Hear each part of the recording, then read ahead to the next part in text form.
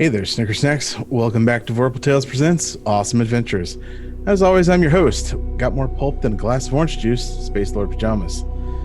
What is more adventure than a speedy locomotive? What is more action than a powerful bullet? What is more hope than a giant skyscraper as a testament to humankind's achievements?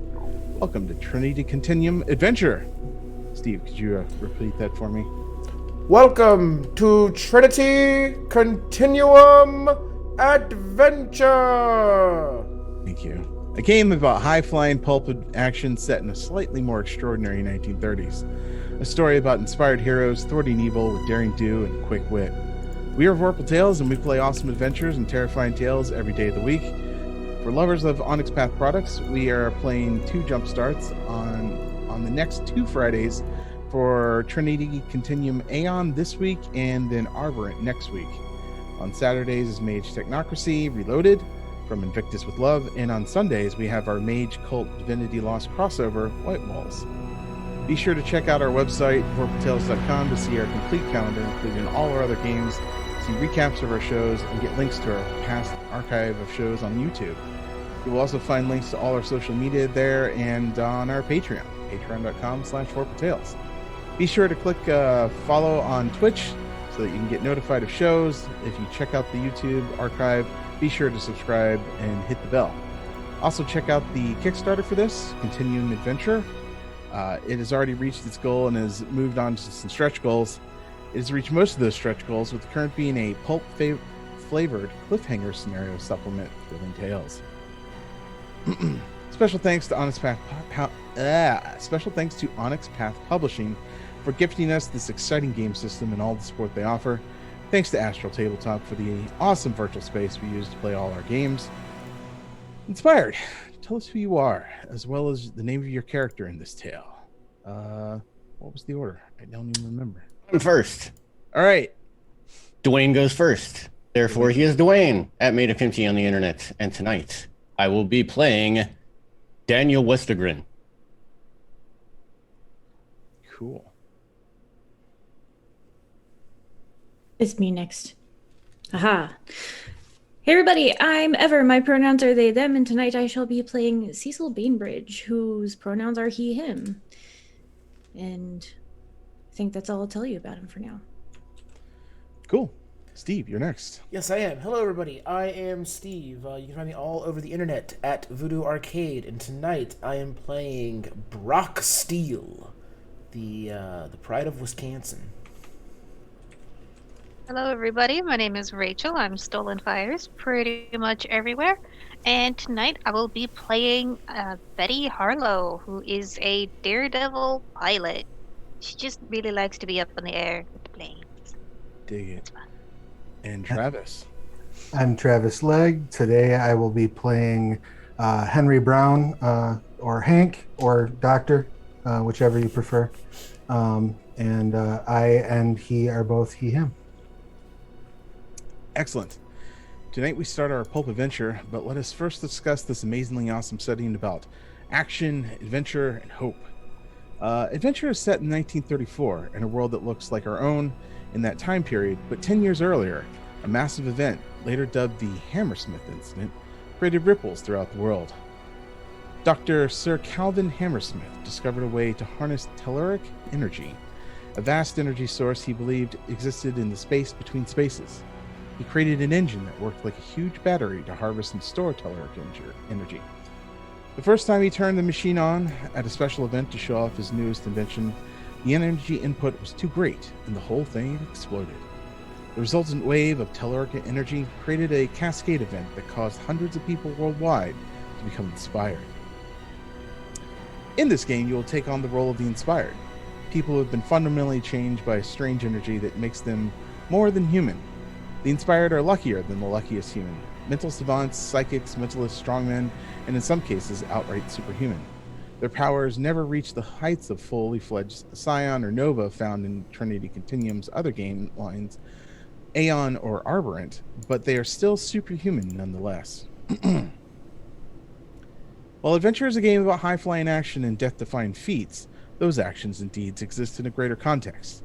The overall themes of Trinity Continuum are hope, sacrifice, and unity. Adventure focuses on the theme of hope. While games in Adventure might explore the difficult social and politic topics of the 1930s, ultimately the characters' actions and tones should be hopeful. There's hope for the future, hope for mankind, hope for what may come next, hope that doing good will truly change the world. Adventure takes the inspiration from pulp novels written about dashing heroes repeatedly saving the day and daring adventures with adrenaline-pumping action. Pulp stories in the 1930s covered a range of story types from science fiction to noir detective novels, but action always serves as connective tissue between them. While action drives the story in Adventure, action doesn't necessarily mean violence. A thrilling chase, tense interrogation, or fast-paced investigation can be just as action-packed as a fight scene. Forward-thinking, quick wits, daring, and grit drive the story forward, no matter the setting. Action and hope go hand in hand, and action wins the day. Inaction, indifference, and uncaring attitude are God, I can't say this word. Antithetical. Antithetical. Man, had a brain fart. To what it means to be an inspired character. Inspired characters not only care about doing the right thing, they can't help themselves, but to take action to help others. As long as the characters are taking action, they should have a sense that they can win against whatever odds they are up against. So what is an Inspired exactly? On July 21st, 1922, in the West London estate of Dr. Sir Calvin Hammersmith, that's a mouthful, the Inspired were born to a fiery blast of telluric energy. Hammersmith's experiment was intended to illustrate the potential of telluric energy as a perpetual energy source to a select group of hand-picked scientific minds, artists, and journalists. Indeed, the experiment unleashed these forces, bathing those present in strong telluric waves and working irrevocable change upon the world. The Hammersmith experiment and the energies it released created a watershed moment in human history. The telluric energies washed over the world, unlocking the potential for inspiration in humanity. The group of scientists, scholars, and Hammersmith staff were present at the Hammersmith estate to witness the experimental telluric engine in use were all affected by the blast. These scholars at the epicenter of the massive release of telluric energy were the first of the Inspired. While Dr. Hammersmith died in the explosion that destroyed the telluric engine, his guests became the vanguards of the Age of Inspiration. Their exploits, adventures, and insight into the nature of telluric energies have shaped the Inspired world nearly as much as the incident itself. So what is inspiration? Inspiration is the measure of an Inspired's ability to access, control, and store telluric energy. Through inspiration, your heroes and villains can perform incredible deeds, access unbelievable power, and alter probability itself to produce favorable outcomes. Alter probability itself to produce favorable outcomes. Man. Inspiration sets the Inspired apart from, some say, above humanity. And these are the types of Inspired. First, with the Daredevils. Daredevils. It is said that fortune favors the bold, and this is no truer than when speaking of daredevils. Daredevils connect to telluric energy in subtle but profound ways that impart them with fantastic luck. Bullets might bounce off the iron-hard skin of a stalwart, but the same gun aimed at a daredevil is far more likely to misfire or miss its mark entirely.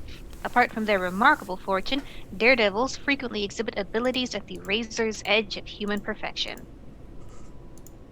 Excellent. Thank you, Rachel. Mesmerist. Yes. Mesmerists are those individuals inspired with psychic ability. This allows the mesmerist to manipulate telluric energy through mental acumen and force of will. This form of inspiration grants the ability to perform stunning mental feats. The mind is the seat of a mesmerist's acumen, or power, reread the same line, and the tool with which they shape the world. A mesmerist's thoughts, concentration, and will guide the telluric energy Sean, you're contagious. I know.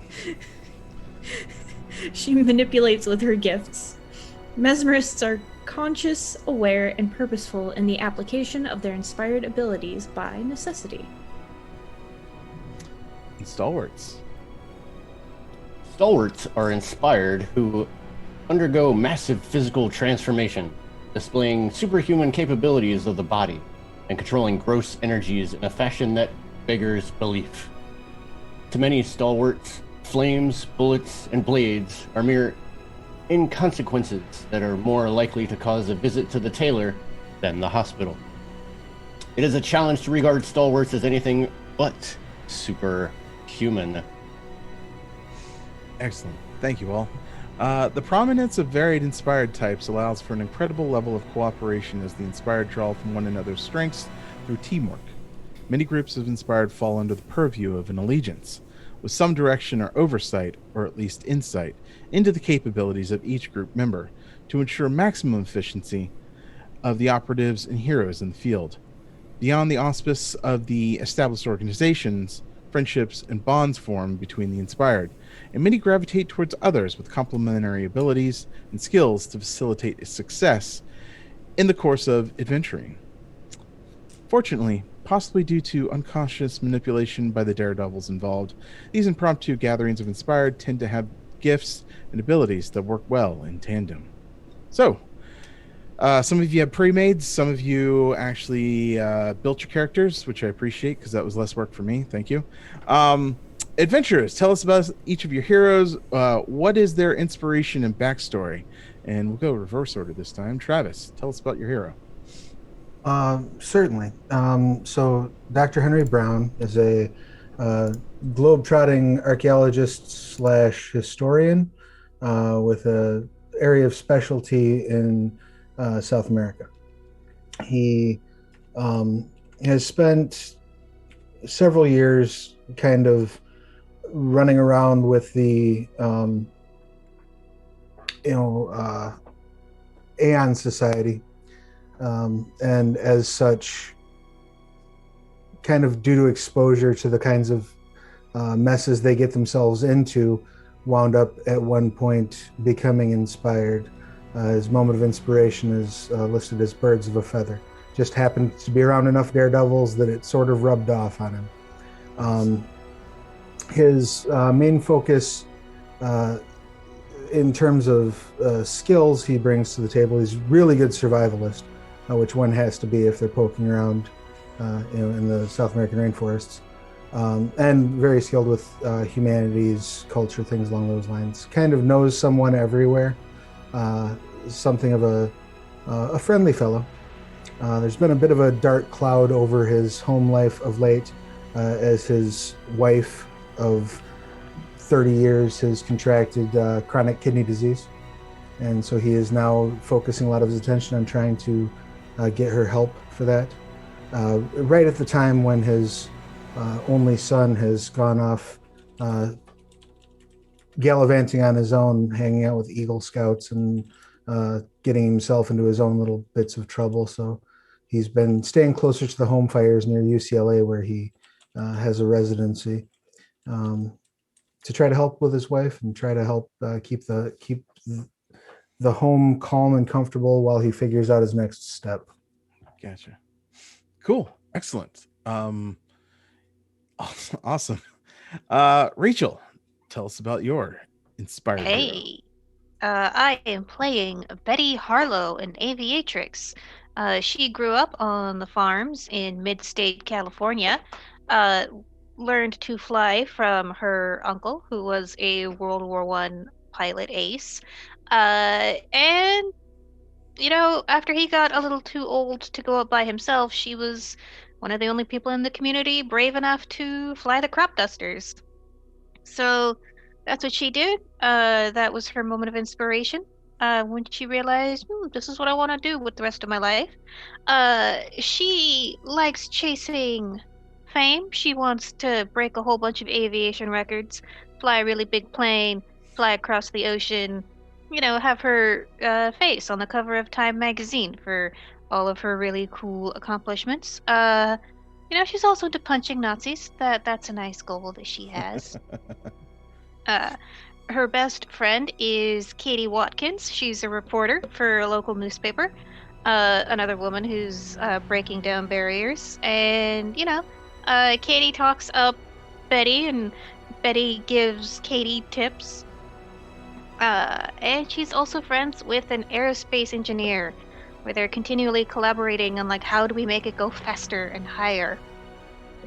Uh, yeah, I think that's everything that Betty is up to. High composure, high resolve, high dexterity. All right, cool. Steve, tell us about your stalwart. Yes, I am playing Brock Steele, who is a stalwart. So Brock is from a blue-collar family from Wisconsin. My origin path is salt of the earth. Family comes from meat packers, working the livestock and living that life. In his youth, he went to college in Wisconsin, and he got into this, relatively new game, been around for a few years, called football. Played with the the helmets. This is the time when people were literally dying on the field playing this game. Look up the deaths of 1920 something. It's incredible. But he stood out. His natural athleticism and on-field leadership made him a standout. He excelled at the game, and that caught the eye of a couple of people who were looking for new recruits into a certain society. At the age of 20, he left college to actually take part in the Great War, the First World War. At this time, the only World War.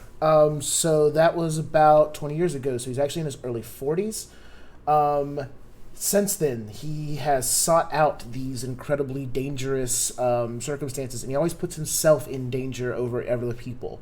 So he is willing to always put himself in the line of fire, and he has induced inspiration just by constantly seeking out these dangerous and deadly situations. He gained his inspiration when that came around. He is just incredibly tough, high resilience, high mental powers, and he comes with several leadership abilities as well. So he'll take the bullet for you and then tell you to keep charging. Nice. Very cool. Ever, tell us about your mesmerist. Okay, so I am one of those very, very grateful pre-maids, by the way. And Sean may be a pretty dang cool character, if I do say so. So, his name is Cecil Bainbridge, and he is often nicknamed Kansas because he grew up in the middle of nowhere, horse farms, crops, etc. And I don't have a concrete background story for him just yet, but he always showed a high intelligence, a lot of books. He was often made fun of for being, Poindexter and geek, nerd, etc. So he actually graduated high school a bit early, and I picture this character being a bit young for the characters I normally play. Well, I can't say that after playing Bug now, can I? So like maybe early 20s, and possibly still going through the occasional college class. I pictured him moving out to Los Angeles to go to a better college with more resources, more books, hence the background. That was really cool. And he, in story I'm coming up with in my head right now, I imagine he came to being inspired not for himself but for someone else. And what I mean by that is like, if he's being bullied, he won't really stand up for himself, but if someone he cares about is being bullied, then he'll stand up for them, and that's when inspiration hits and he gains these amazing mentalist powers where he can project monsters from his own mind and just do all those cool mind things. I don't want to give away too much because it's pretty cool, but let's see, what else should I add? He of course obviously has a lot of the mental attributes, intellect, cunning. Resolve, not so much. But his composure is really high, which is really, really great. And Sean put the manipulation at 3, so I have a feeling I can do some. Yeah, you're Yes. very mentalist, sort of a. You use your brain a lot, whether through special powers or through just sort of mental detectivery. That's a word now. Detectivery, I like it. Yeah, detectivery. But he's also got so this is going to be interesting. He's got 2 points in command, or 2 dots in command, which the way this character is set up, even though he's not in a lot of the physical fights, he's able to observe from afar and be a tactician. Yep. And say, oh, these people are coming in from here, you know, you need to set up this, or this is how you should approach this situation. So he's not exactly a scaredy cat. He is brave in what he knows he can accomplish. So he doesn't sit out because he's like, I don't want to get hit. It's more of a, this is my strength, I'm going to use it, which I thought was really awesome. Oh man, your character's gonna be fun together. Oh god. Is that sarcastic or serious? We'll find out. Oh no. Can I tell a bit about the society path? Is that Yeah, no, that's not a secret. okay?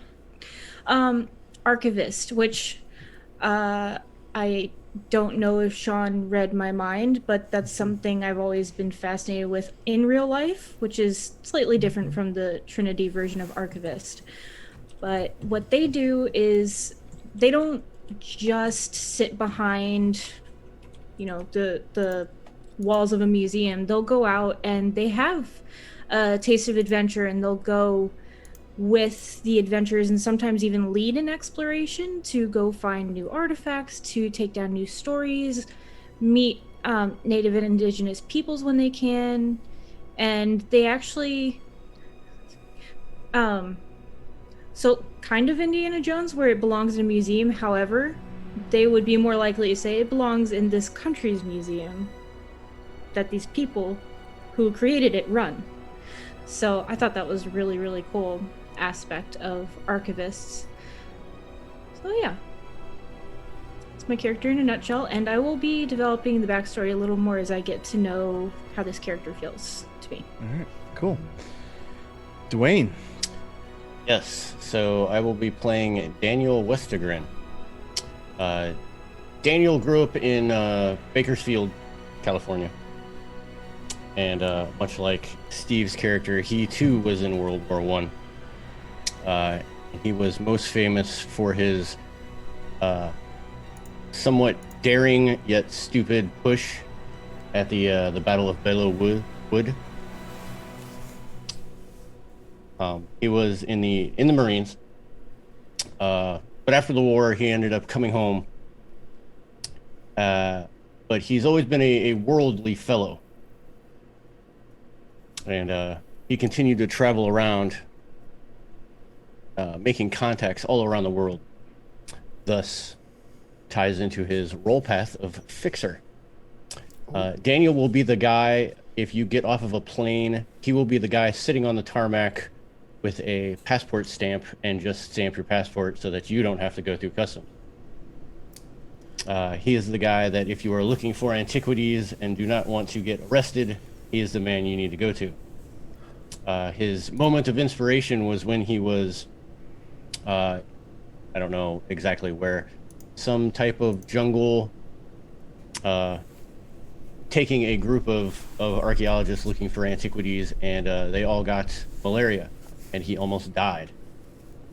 His moment of inspiration was beating this sickness, his body becoming hard. But now he mainly works for the Aeon Society in helping people move around in those seedy areas that need to be sought out to look for information and more relics.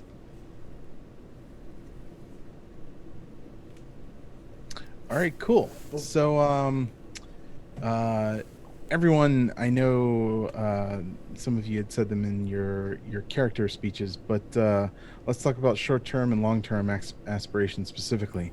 Um, Dwayne, we'll start with you. What are your two short-term, and your one long-term aspirations? Great. I only have one short term, and that is to punch a Nazi, because Okay. you said we should have that in there. So I definitely put that in there. It was merely an easy suggestion because it might happen. I don't know. Anytime I play a story path game, I am horrible at choosing my aspirations because I never know what the story is gonna hold. I could be like, one of my short terms is to drink an iced tea, and that'll never happen. There was an aspiration that we came up with for They Came From before we knew anything about the story, and it was like get a sandwich or something like that, and it ended up being like a Yes. like not the main plot, but like it ended up being like a pretty consistent like B plot through our episode. Let's find sandwich. I mean, there's always something as simple as, I mean, your guy's kind of highbrow, so like have a highbrow talk to somebody of your same cultural status or societal status, Sneak or someone past a place they shouldn't get into. Ooh, Yeah, yes. there's that too. Where was that at? Actually, one of my short terms will be to outguise a black marketeer. Okay. And one of my long term, or my only long term, would be I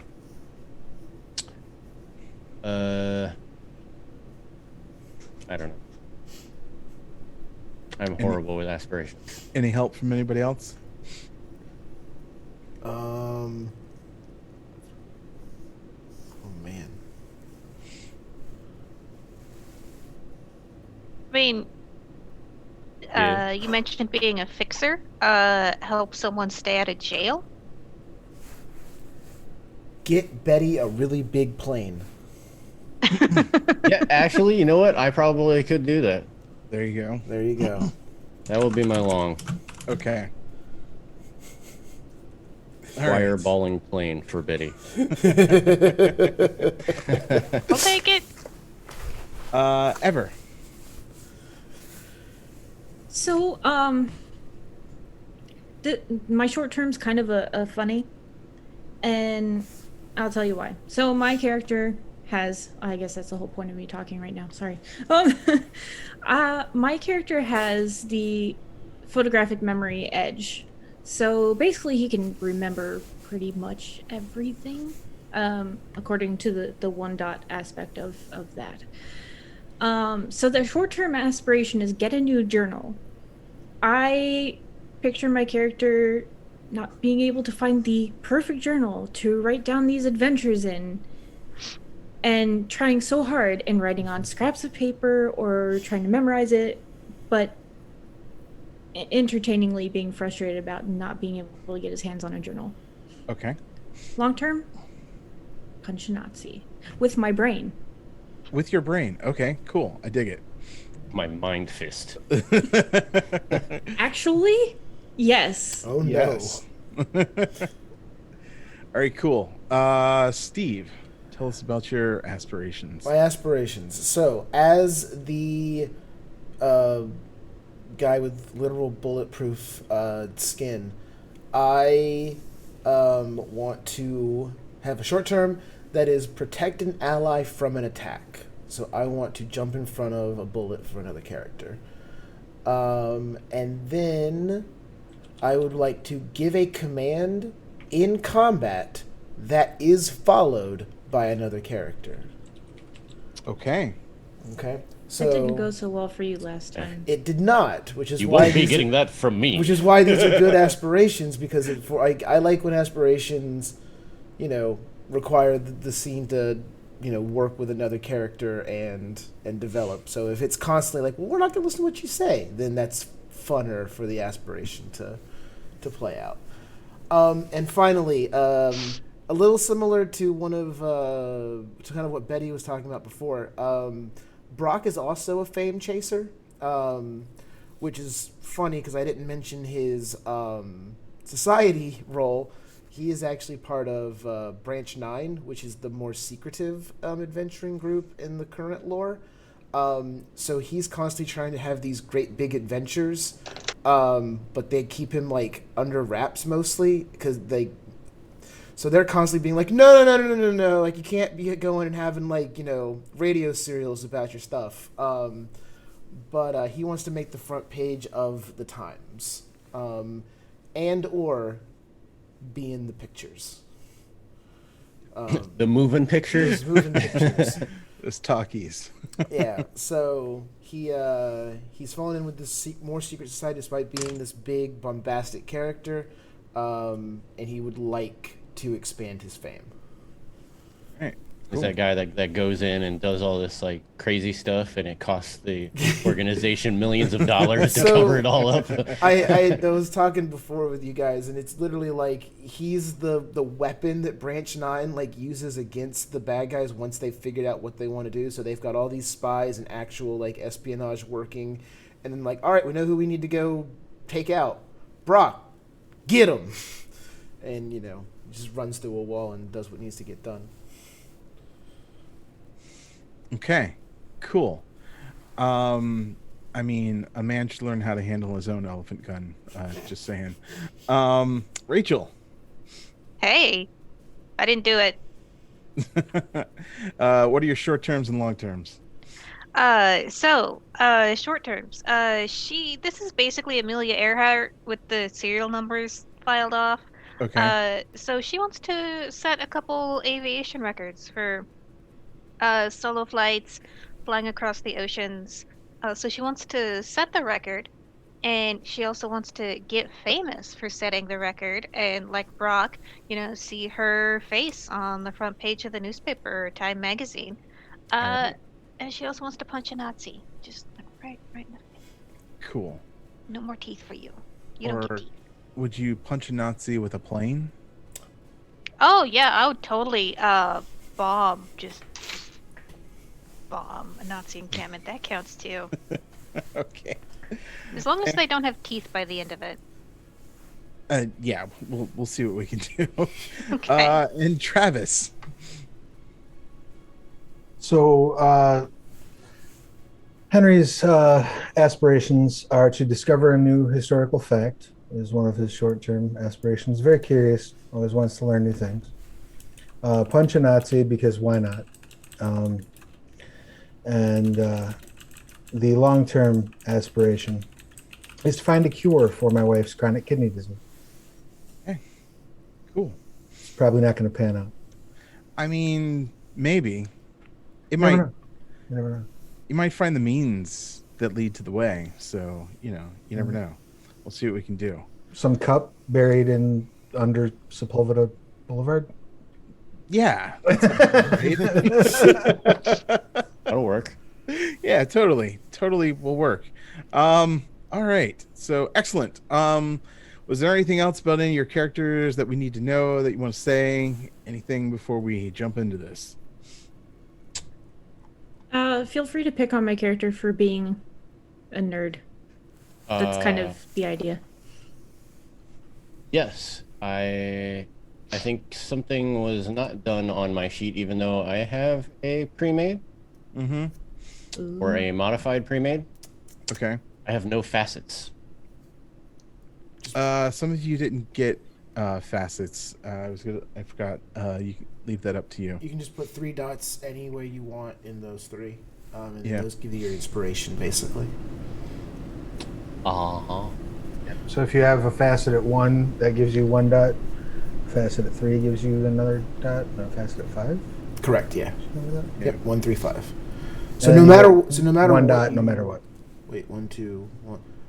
So unless you go 2 and 1, you'll have 3 inspiration. So if you go 1, 1, 1, 3 inspiration, 3 and 1, 3, or then 2, 1, you'll get 2 And inspiration. then I think you get 1 inspiration just because on top of it. Yeah, everyone are should have correct. at least 3. Yeah. Yeah, so you should get 3. Okay. Perfect. I would like to clarify my role path actually is charismatic leader. So I also have the command skill pretty high, which is why I was saying it was going to be fun for our characters because we're two very different kind of leaders, I imagine. Um, but at the same time, I would find it funny and help build the relationship of the characters if you just didn't listen to the order. Like, if you want to ignore the order, like always, please, like no issue with that at all. But mechanically, I can give out bonuses with command. Nice. And then, yeah, I'm incredibly strong. I've got. I didn't mention my path contacts. I just did want to bring these out. So my path contacts are an old football teammate, my old fullback, James Pork Butt. Classic. What? Porky. Okay. Used to lead me right down the field, right down the gridiron. Couldn't stop us. Old pork butt. Old Butt and Steele. I feel like this is a different game now. Because I have charismatic leader, and I am semi-famous, actually, I do have a Midwestern Senators Coalition as a path contact. So, if I ever need to call on someone, I can get us the senator of, like, Nebraska on the line. I'm sure he's got some pull. And then I get secret radio broadcasts from a guy named Bob Kaner, which is a mix of both Bob Kane but also an actual Wisconsin sports broadcaster. And he delivers secret radio messages to me during his sportscasts. So. All right. Classic. Cool. At least you believe he does. I do. I believe he does. Excellent. All right. Anything else? Otherwise, we'll jump into this. How many contacts are we supposed to have? 3. Each one for each. One dot for each of your path. Yeah. I can't find the underdog path. Oh, I'll send you that book. Also, I'm really excited for Sean to freak out when he finds out just how hard it is to hurt me. Yeah, I'm gonna have to make you use the defense rules to have at least some chance. Let me get Dwayne this book.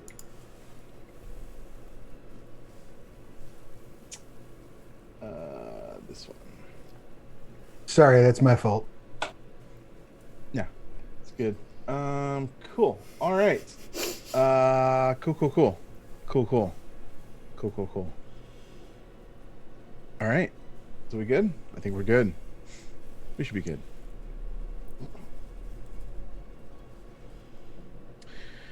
A man walks on a deck of a ship in the middle of a storm.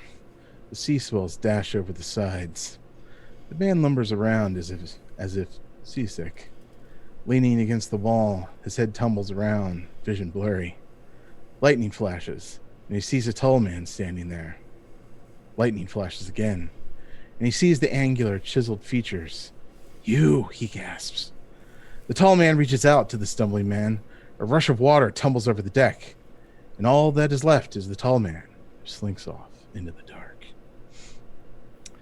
Now let us return to the gritty streets of Los Angeles and continue our story of the purest evil. So, typed on its respective letterhead, you were all sent invitations to a meeting by Mr. Olds of Olds & Sons Rubber Company. It's a very finely typed letter on heavy stock. It arrived in a fancy envelope with a wax seal with a tire on it. You were asked to arrive promptly at 1 p.m. Pacific, as your timeliness was of the utmost importance. Olds & Sons Rubber Company resides in a small 10-story building downtown. It's a newer building, but is left wanting by some of the larger skyscrapers going up around the country. The building appears to be one of several companies sharing the office space. And as we've learned as late, there's never anything such thing as on time. There's only early and late. So who here is who here is early and who is late, and how do you approach the building? Who wants to start us out? Oh, Daniel is definitely early. Early. All right. Early? All right. I'm probably So- an early arriver myself. Okay. Just because everyone else is early, I'm going to be contrarian, and my character is going to come in disheveled, tie crooked, and like carrying a huge stack of books. And if there's steps, walking up the steps, just drop all the books and scramble to pick them up and run inside. Yeah. Betty, when do you arrive? She really tried really hard to be on time. Probably ends up speeding on the highway. Have we built the 405 yet? Whatever there is to speed on, she speeds on it. Okay.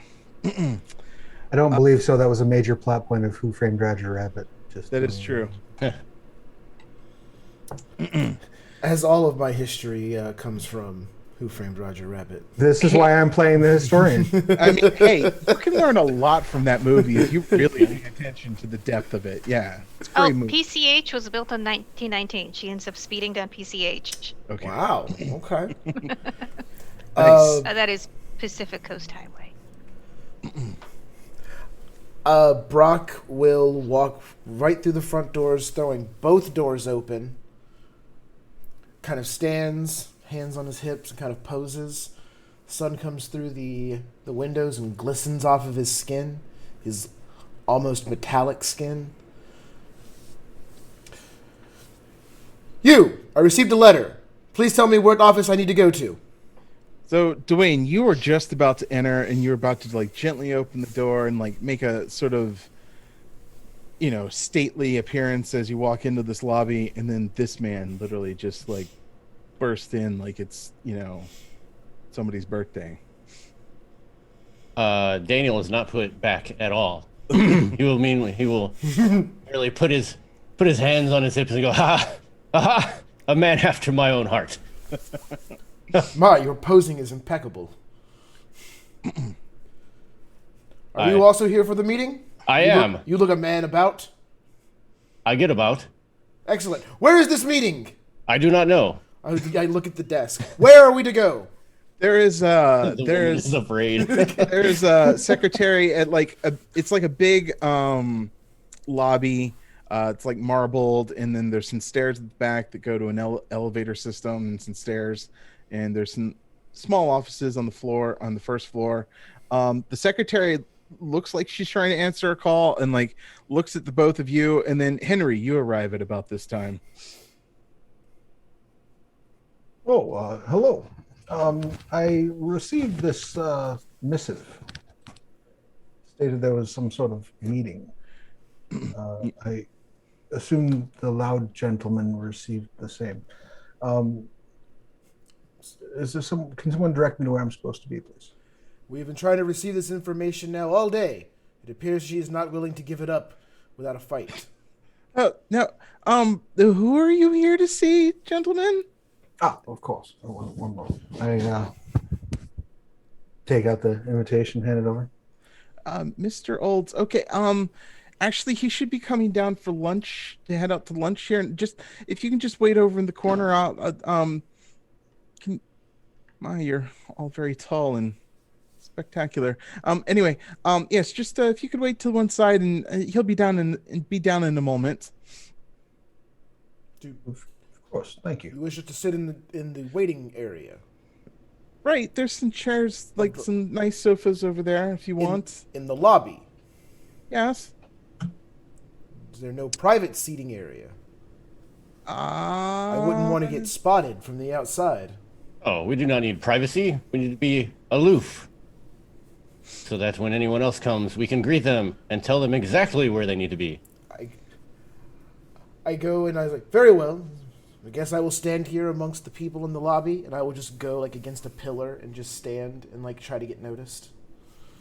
About that time, as you guys sort of get settled in the corner, another man tries to walk in the door, reading a book, holding a stack of books,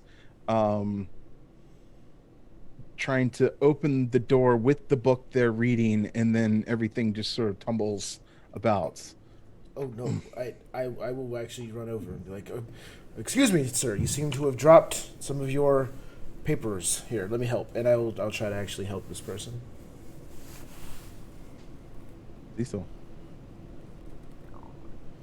Oh, no, I've got that one. No, Oh, that one no, doesn't go please, on top no, of it. I No, insist. wait, hold on, Please, hold on. no, No, wait. Sir, allow me to assist you. Wow. Okay, but they're in alphabetical order. Please don't mix them up. Yes. Yeah, alphabetical, by title or author. Both. But that doesn't make any sense. That's impossible. No. See. So it's organized by subject. What if the name of the title is different than the letter of the name of the author? No, not like. Oh God. So, okay. So they're organized by. You know what? Never mind. Let's just. How about I just do this for you? I've got the. And I will stack the books just as I grab them. Here, I have completed your task. They are all so like spines are not matched. They're like just opposite directions. They're not in any order. It's a mess. Thank you. I like organizing. I really like organizing. So, I will call you Dewey. Please no. Actually, After the Dewey Decimal System. Well, sir, I appreciate your time, and you will be now on your way. Oh no, I'm here for a meeting. Well, it's about this time that a car comes screeching up and does like that thing where the back end sort of swings out and like almost hits you at the door, and then reverse parks and just rolls back into like a bush or something. Somebody cue 1930s deja vu. Yeah, it's a very nice Buick Roadster. It obviously convertible.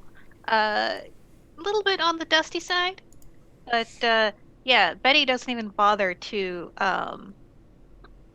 open the door. She just sort of hops over and starts running, and just crashes through the door like, am I late? No, I'm on time. Right? Hello. Hello. Hello. Hello. Oh, I think there's a stunt demonstration going on the lawn. Oh, really? Oh, I'm sorry to miss it. Unfortunately, I've got a meeting. Oh, I hope they'll still be going by the time we're done. Oh, you wouldn't be here for that one meeting. No, I was told that. Betty Harlow, pleased to meet you. Oh, hi. Cecil Bainbridge. Starts giving you a really firm handshake. Oh God, hi. Hi. Yes, thank you. So who are the rest of you? Dr. Henry Brown. You can call me Hank. That's fine. The historian, archaeologist, UCLA. Oh, that's amazing. I've made a very bad impression. Apparently, I'm an archivist, and I'm studying some classes. Oh, really? What's your field of expertise?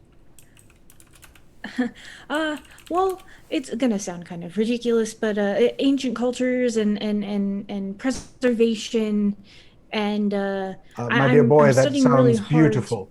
Why don't we come and have a seat while we wait for our patron, and you can tell me all about it. I would love to hear your insights.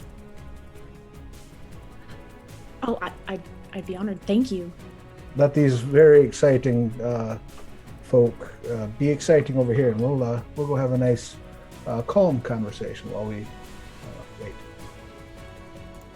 Oh, absolutely.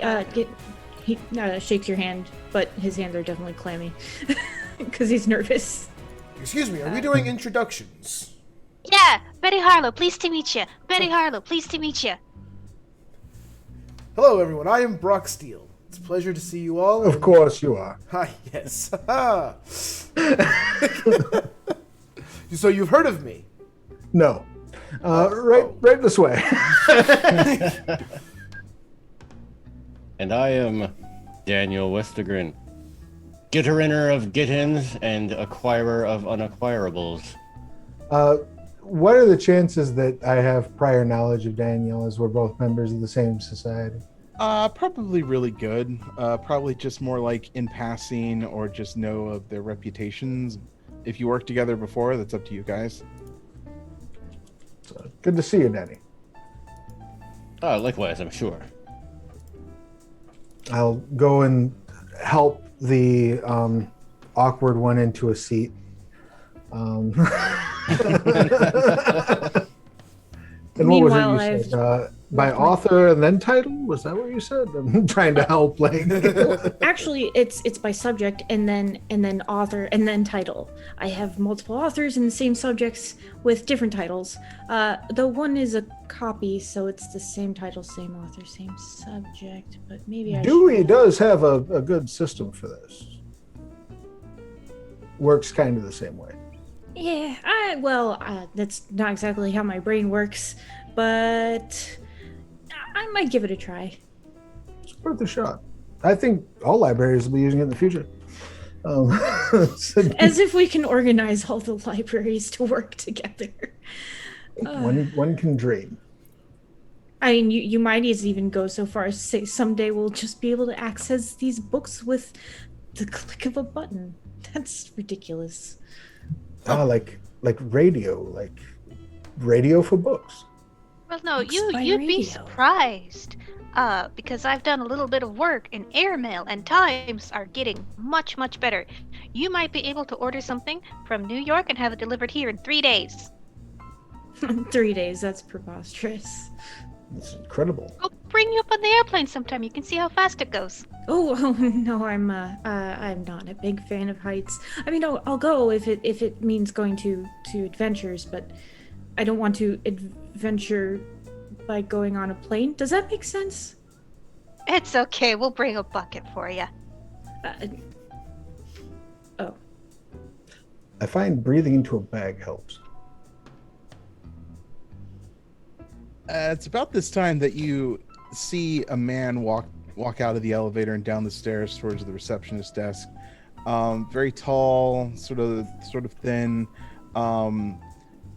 Basically Sam Elliott in the 30s, with just the most beautiful stash, and 10-gallonist of 10-gallon hats, and the secretary kind of waves him over. And, Mr. Olds, I think these people are here to see you.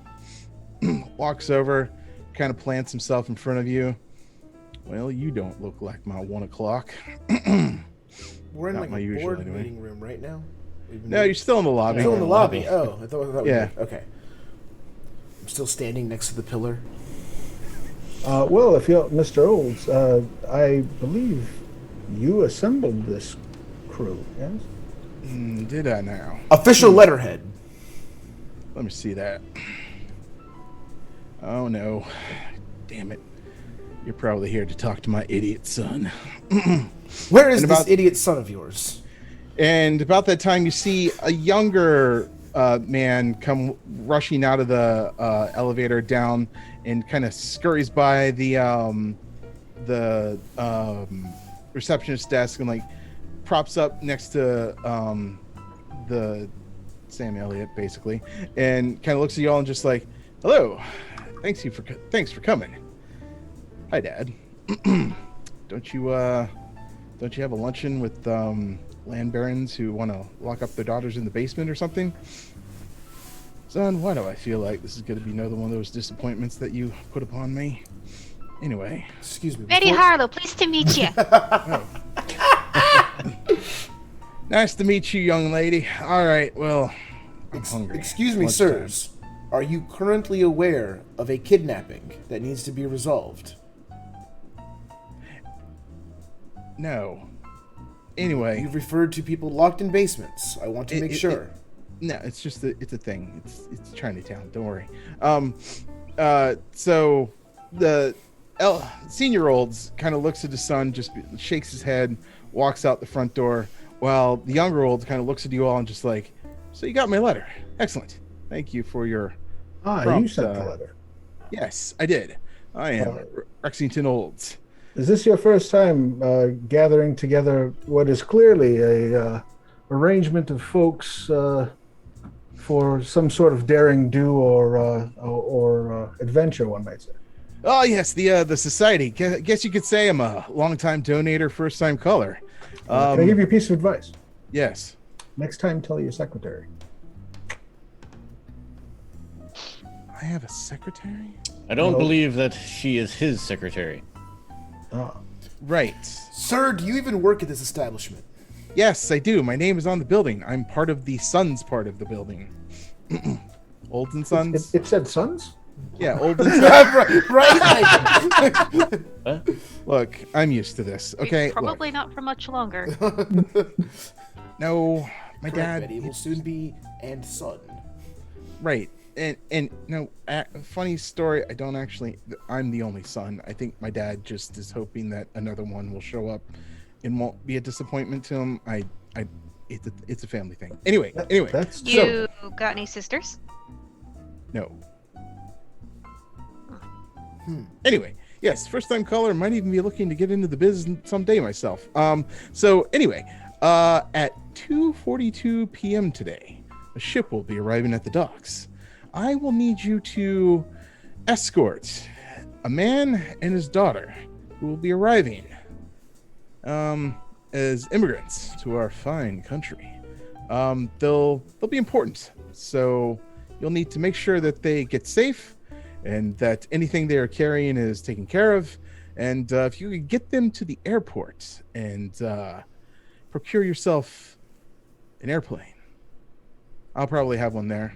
I'll see if I can forge my dad's signature and requisition it. Anyway, yes, I need you to pick up a man by the name of Gustav Fischer and his daughter, Olga Fischer.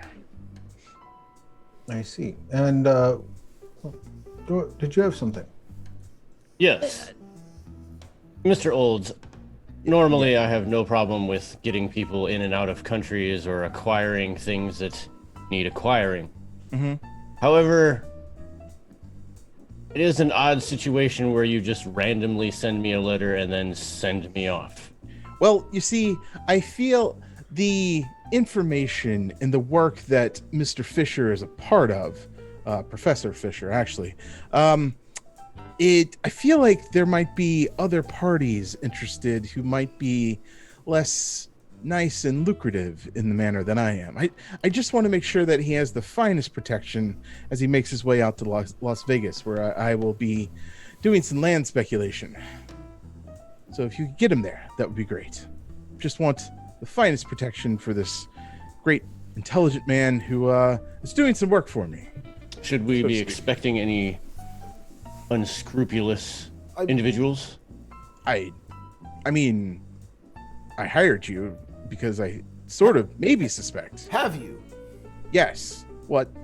Yeah. Well, yes. I guess we should talk about contracts, compensation. Well, That was my next question. Money talks, sir. Money talks. It does, but I'm curious if you have any. Before I'm willing to take your money, I am curious. Do you have any sort of dossier or intelligence or logistics readouts in order for us to accomplish this? Or are you merely telling us to go to the docks, pick up a man, yes. and pick a fight? Yeah.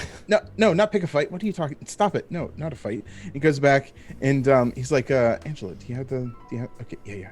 Comes back to you and he has like a big told you she was a folded secretary. piece of Wait. paper and a folded like cardboard piece of paper and some other stuff that's stuffed in that, and he hands doodle an you. intelligence report. Well, yeah, he hands it to the first person that will take it. It says number one. Yeah, It's got some stick figures. Since I asked, It's a I'll dotted take it line that and, goes through the ship. unfold the cardboard paper. Interesting. It's a big like poster board, and it just says, "Welcome Gustav and Olga to America." I look at it and then I just slowly turn it around for everybody. That's not intelligence. Oh. Forgive me. I understand why she's here. I certainly understand why Brick is here. Brock, sir. Brock. That's what I said. And so, what do you need with myself and this fine young boy here? If you're expecting fisticuffs, that neither one of us are particularly. I hate to speak for you, but you don't look like you do much boxing. Oh no, I certainly don't. And actually, I hesitate to ask, but I'm getting paid? Well, yeah. I mean, this is commerce. I'm hiring your services. And yes, I made calls to your respective agencies, and they recommended all of you, as far as I know. So that is why I sent the letters to you. So I hardly think you need an archivist to escort newcomers to this grand country. Maybe. You're an archivist? Yes. I archive things, and I research things, and I learn things, and I know things. I said archer. Maybe they misunderstood me. Yes. Anyway, that would be... it doesn't matter. You know what? It doesn't matter. This will be fine. Yeah. I imagine money in the 30s is nebulous. So, $100 each. Wow. And then another 100 upon arrival. Okay. I'm sorry. Las Vegas, you say? I'm sorry, sir. And you pay for the airplane fuel. Yeah. I'll do some requisitions and see what I can get done. Point of order. Will we receive our money while we are in Las Vegas? Oh, well, okay. Here's 100 for you, 100 for you, 100 for you, 100 for you, 100 for you. Okay, cool. Brock's and then eyes just go wide, like. I've never seen this much money in my life. Yeah, and just find me when you're in Las Vegas. I'll be somewhere, and then give me a ring. Wait, they haven't even telephones. What are we going to do there? Because there's, as far as I understand it, there's 2 shacks and a horse ranch in Las Vegas. Right, that's right. Because I'm doing speculation there for a tire company. Because I feel like someday that location. Stuff will happen. Maybe. I'm not sure. Anyway. It is the middle of the desert. You're aware of that, right? Right. I have my reasons. Just get Mr. Fisher and his daughter to Las Vegas. Of course. The middle of the desert. Why is it called the Meadows? I don't know. It's a good question. Maybe the archivist can find some buddies and figure that out. I don't know. We do have a reason for us to be here. See, there you go. You guys found a reason. I'm so proud of you. I imagine you have your own transportation to the docks, maybe? Of course. Call a cab. Anyway. I have my bicycle. Oh, my roadster's right outside. Would anyone be willing to give Brock a ride? You can ride with But me. of course, friend. You can ride on the back of my bicycle. Excellent. Well, good. Glad to have you all aboard. See you in Las Vegas. I took the bus. The motor car. It just kind of slowly steps backwards and starts to step away. Good luck. Don't let me down. Like I apparently always let down my father. Anyway, yeah. Have a good time. Based on a brief interaction, I can't believe that's possible. And you're just left in the lobby of this building at that point. I look at the $100 bill and I'm just like, so this man's a criminal, correct? Oh, no. Well, No, criminals. what I pay know much more. about the rubber plants in South America. Actually, I know quite a bit about the rubber plants in South America, and yes, he's probably a criminal. Should we get something to eat before setting out? There's this amazing restaurant just around the corner. They serve sandwiches that you dip in gravy. Oh, let's see. What time is it? It's getting close to 1:30. He said you need to be at the docks about 2:42. Let's see. I can eat in Let's- that time. Eat, sure. Drive across town. We'll get it to go. Also, you've never driven with me before. Get it. I don't plan on driving with you now. Get it. I have my Studebakers outside. Get it to go. Go where? Where is the food going? With us.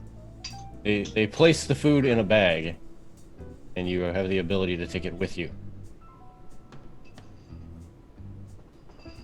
It's the newest thing. It's called a doggy bag. Revolutionary. I will bring everybody to Cole's for amazing French tip sandwiches, which they invented. Tinkle. Who invented? Holes? Sounds Cole absolutely invented the French tip. I don't care what Philippe says. Okay. sounds wonderful. I feel like our stream's about to get a lot of heat.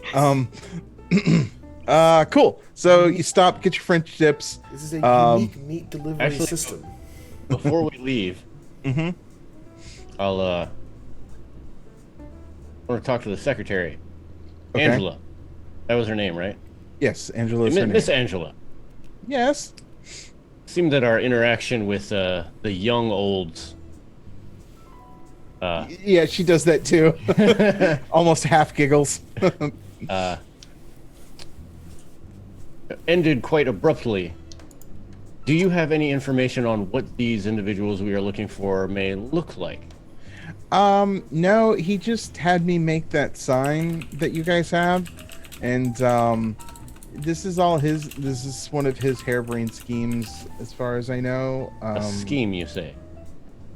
Scheme's probably the wrong plot. No, mechanic. No, just one of his ideas. He has a lot of ideas.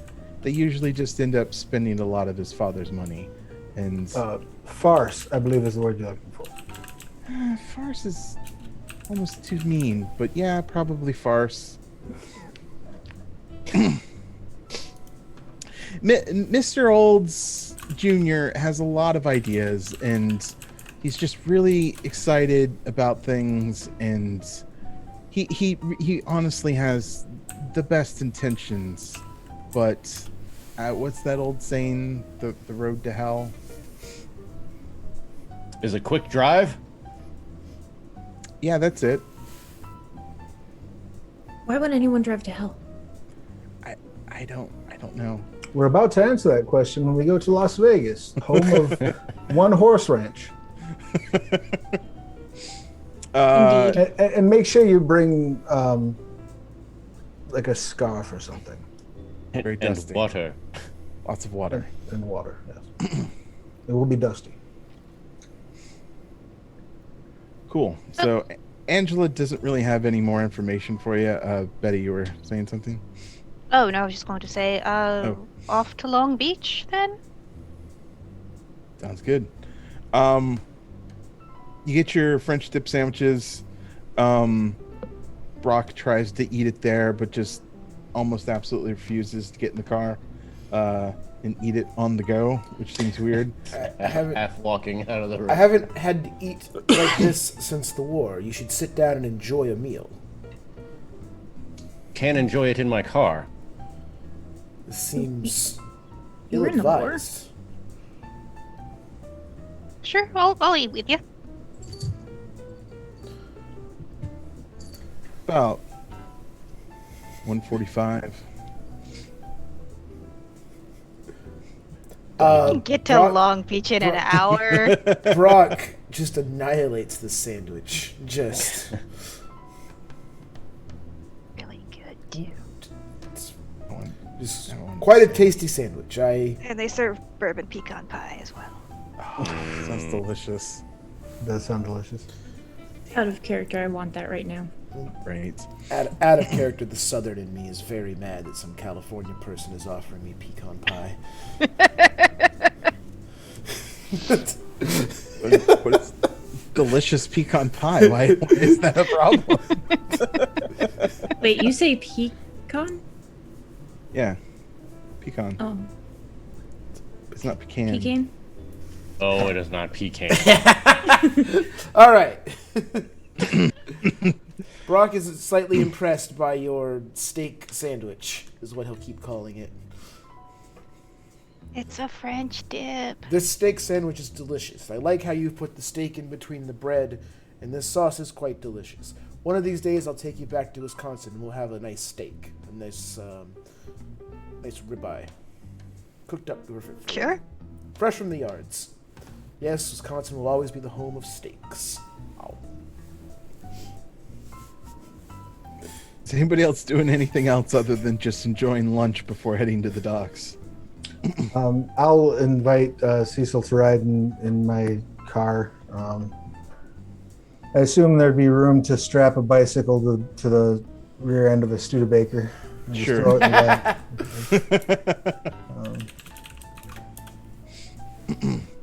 And Actually, I will do one thing after, like while everybody's ordering food. Mm-hmm. I assume they have a phone Yeah, there's like a... in the restaurant. I mean, yeah. So I will ask to use the phone. Okay, they're like, oh. Sure. And I will make a call to the docks ahead of time. Okay. Because that is one of my path contacts, the Crooked Custom Agents, Coney Tarlston. Okay. And what do you ask of Tony? I will ask him information on the ship that is supposed to be arriving at 2:45. The name of the ship, where it came from. It is called the Dusty Waters, and it actually has sailed from South America. It took on cargo there. The manifest says that it's bringing other stuff from Europe, but the details of it seem a bit shrouded in mystery. This is a cargo ship, not a passenger ship. Cargo ship, yeah.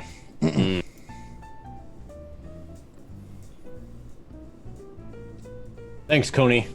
Talk to you later. Not a problem.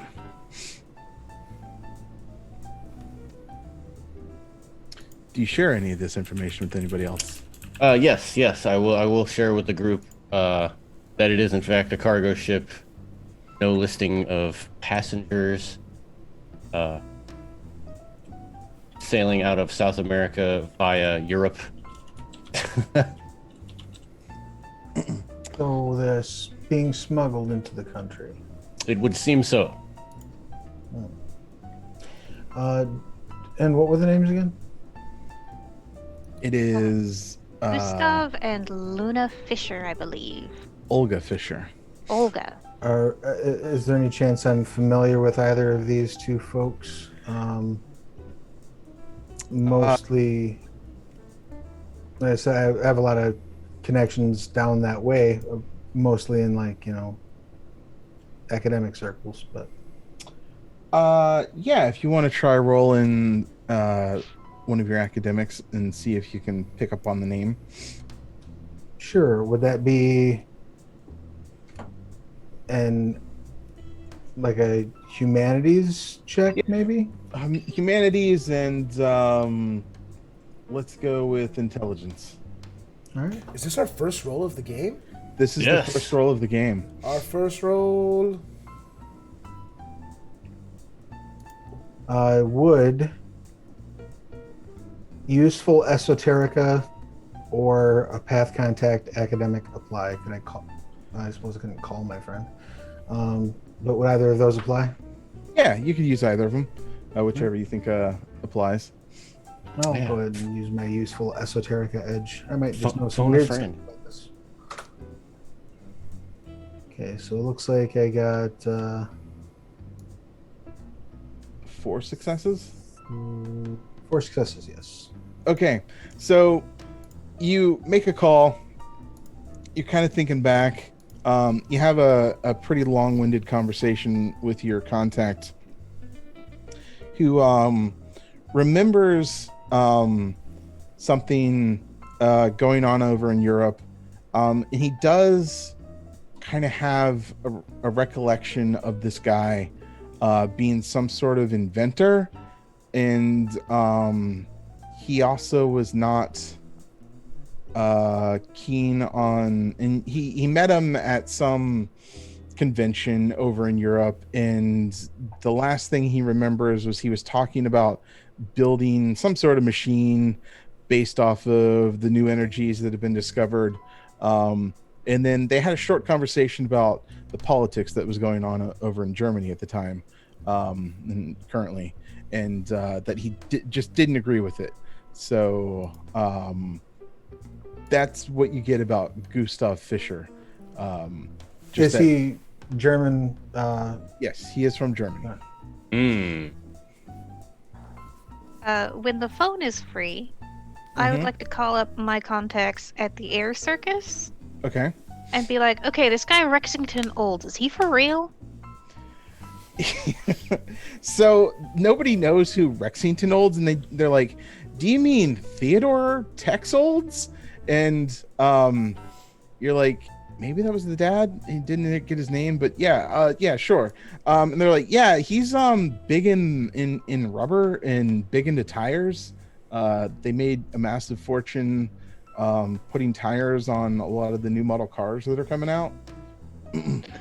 Yeah, he says that he's hired us for a job. I want to make sure, like, he's legit. Yeah, the son kind of is known for some stupid ventures that just end up blowing a lot of money. Sounds like maybe you're on one of those. Just, be prepared for get paid, get out sort of deal. Don't.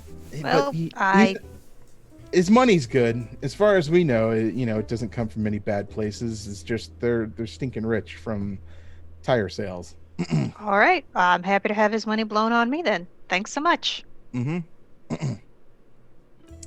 Cool. Anything else before you guys head to the docks?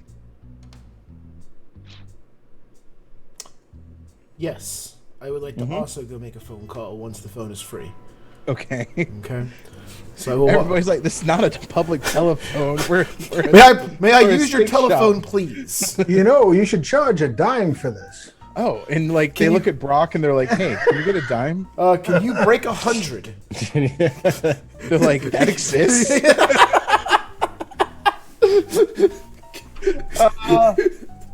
Hey, can we break 100?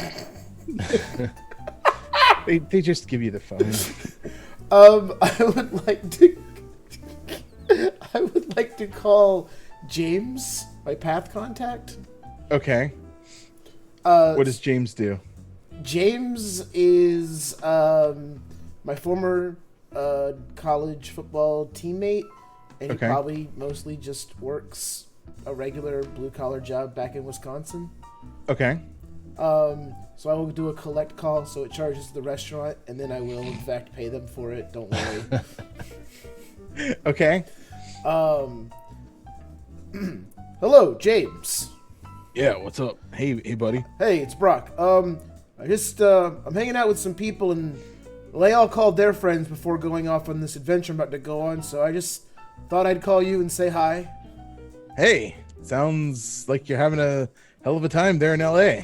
Yeah, it's pretty great. It's very hot, sunny. Probably going to be in the picture soon, so you'll see me even if I can't see you. That's funny. Yeah. You should tell that to everyone you see. I will. I have been. It's going over great, James. Great. Good to hear. Anyway, glad you're doing well, Brock. Yeah, that's good. Okay, so this call's already cost me $1, so I'm going to go ahead and go. But like I said, just wanted to say hi and hope you're doing well and hope the back's staying strong. Yeah, staying real strong. All right, James, you take it easy. All right, man. Thanks, bye. And I'll just walk over and be like, I have contacted my friends as well. We can go. Before we go to the dock and we're going out to the car, Mm-hmm. I'll bring Brock around to the boot. I think they still called it a boot back then. Yes, Sure. yeah. Probably. And This is open it up. This is a very nice boot you have. Yeah, I'll open it up, and it's it's just got your standard stuff. A bat, some brass knuckles, Oh, I like the a sack, brass a shovel. knuckles. Okay. Getting weird. Do you think this is enough? Well, you have a melee item with a bat. You have brass knuckles. May I use the brass knuckles just in case? By all means. Excellent. You know, I'm somewhat of a pugilist myself. Oh, I love that word. And Brock will take the brass knuckles. Oh yes, these will do quite nice. Seeing as how we were given almost no information as to what sort of enemy forces to expect, I say we are more than prepared. There's also probably some rope in there as well. Shovel, bag, rope. I see you have these blunt items, a bag, shovel, and rope. I have no additional questions. Just shut it. All Excellent. right. So you all head down to the docks. You arrive at the docks, generic docks. I have an out of character question. Yes. Did we do any gear? I didn't do any gear during character I have creation. nothing. Yeah. So I'm curious, no. does anyone have a weapon other than I just made that up. fisticuffs? Would I figured with Wealth 3, I could at least have a bat and some brass knuckles in the trunk. Yeah, that sounds good. Yeah, you guys can have whatever gear you think you would any of should the have. daredevils come strapped? No, I'm a scholar. Right? Might hit somebody with one of the, one of Cecil's books, maybe. I mean, isn't the point of being lucky that you don't get hit? Exactly. Use the one on boxers and the injuries sustained in a fight. That'll show them. It is rather heavy. It'll be ironic that way. Okay. I like imagine this. that Daniel uses whatever's around him, but he does have a pistol underneath the car seat. Okay. Okay. Cool. Yeah, so you guys arrive at the docks. Several ships have just pulled in. There's, some dock workers unloading cargo, things like that. What do you guys do? I would like to look the place over. I have danger sense, but also Same. just kind of give the place a once over to see if there's anyone hiding around, if there's anything that looks out of the ordinary. I'm just looking to see if one of my gifts might apply here. So I do have no stone unturned. What does that do? I am double checking it right now.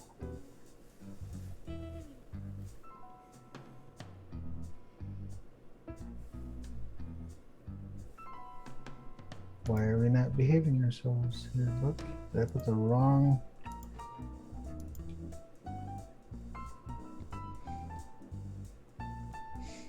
Give me half a. There we go. Investigations are incredibly thorough, and he always walks away from a scene with important information. Whenever your character gains a clue, interpretation, they may spend an inspiration to gain a number of associated clues equal to her intuitive facet. So, basically, I'm trying to kind of look the place over, see what's up, and then, if necessary, build out that information with no stone unturned. Okay. Let's go with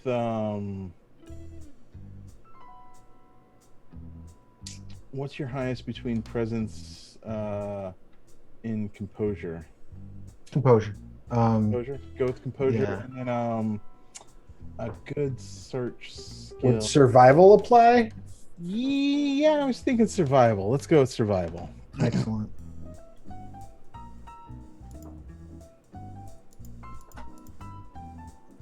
Nope.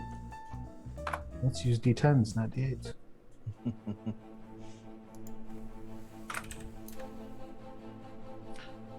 So, what's that? 2? Two successes. All right. You definitely see that the ship that you're looking for just pulled up, and they're just starting to anchor it. You do get a sense that there's something not right, but you're not quite sure what it is, and it's more coming from the dock side than it is anything else. You just get a sense that this is a little all too sort of slapdash and a little too mysterious. It's ripe for things going wrong. So, are there any areas of particular concern, blind spots, places that maybe Brock could go look at to see if there's people hiding in? There's crates everywhere. There's just people moving everywhere. There's warehouses that are open and just people moving in and out, and just stuff getting moved in off the ships. The whole place is just it's one big hiding place, just with little individual places. So you feel like you just kind of want to stand there at the ship and give it a roll again. See what happens. Same roll. Same roll. Mm-hmm.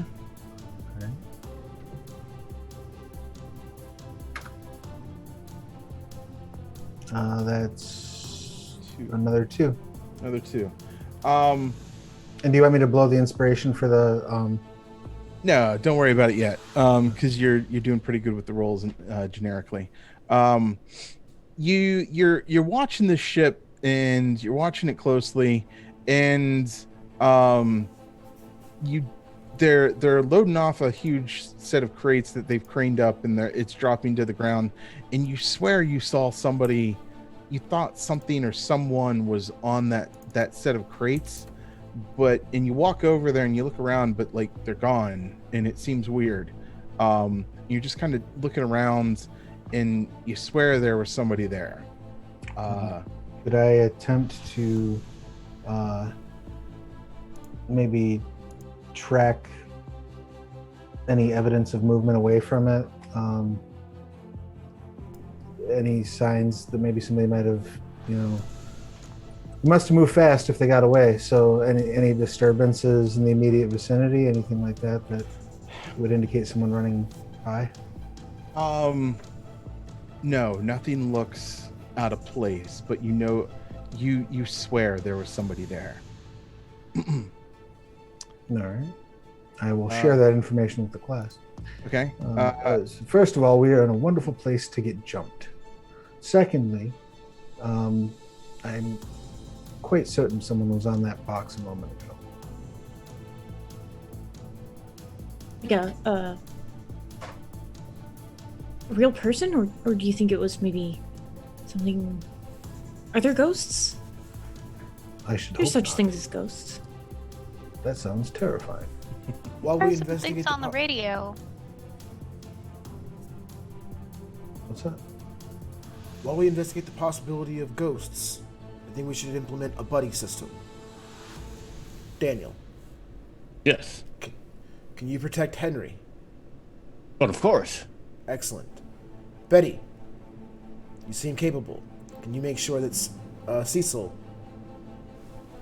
is okay? Oh, yep. Pat you on the back really hard. If there's a possible ambush, we should make sure that we always have someone near us that is both capable of high thinking and physical exertion. I myself can take care of either of those as needed. I am my own buddy.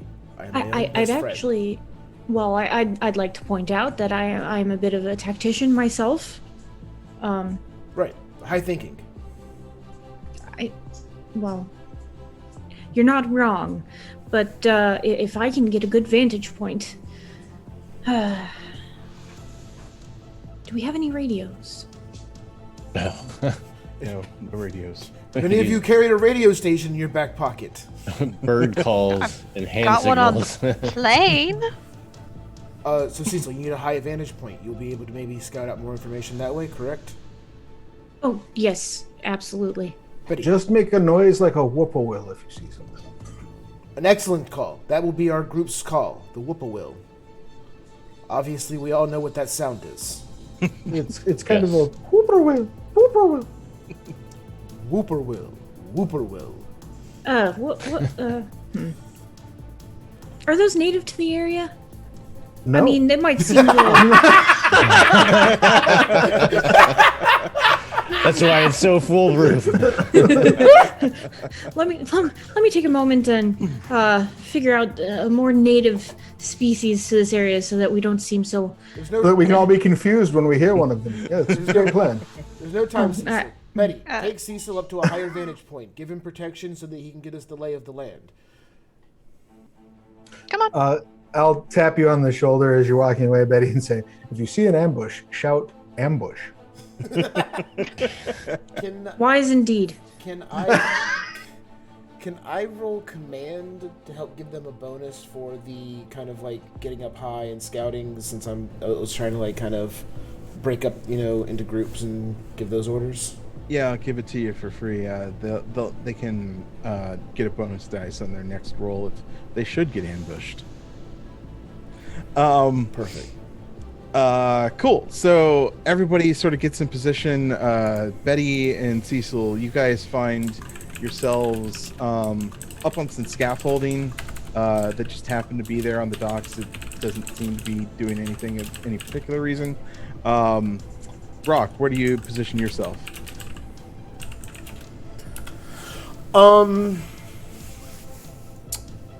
It's a really good question. Can I use larceny to actually try to get an idea of where I think the best hiding or ambush place might be?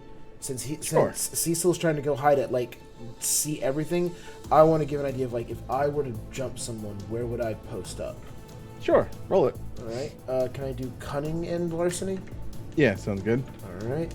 Let's see if I can roll in fingerless gloves. This will be fun. Difficulty 7. Is it a static difficulty game? I play so many Onyx games. 7. Static. 7 in this one. I got a 10, 3, and a 1. Okay. It's 2 successes. That's 2 successes. So You 10s find are a- 2 successes? Okay. Yes.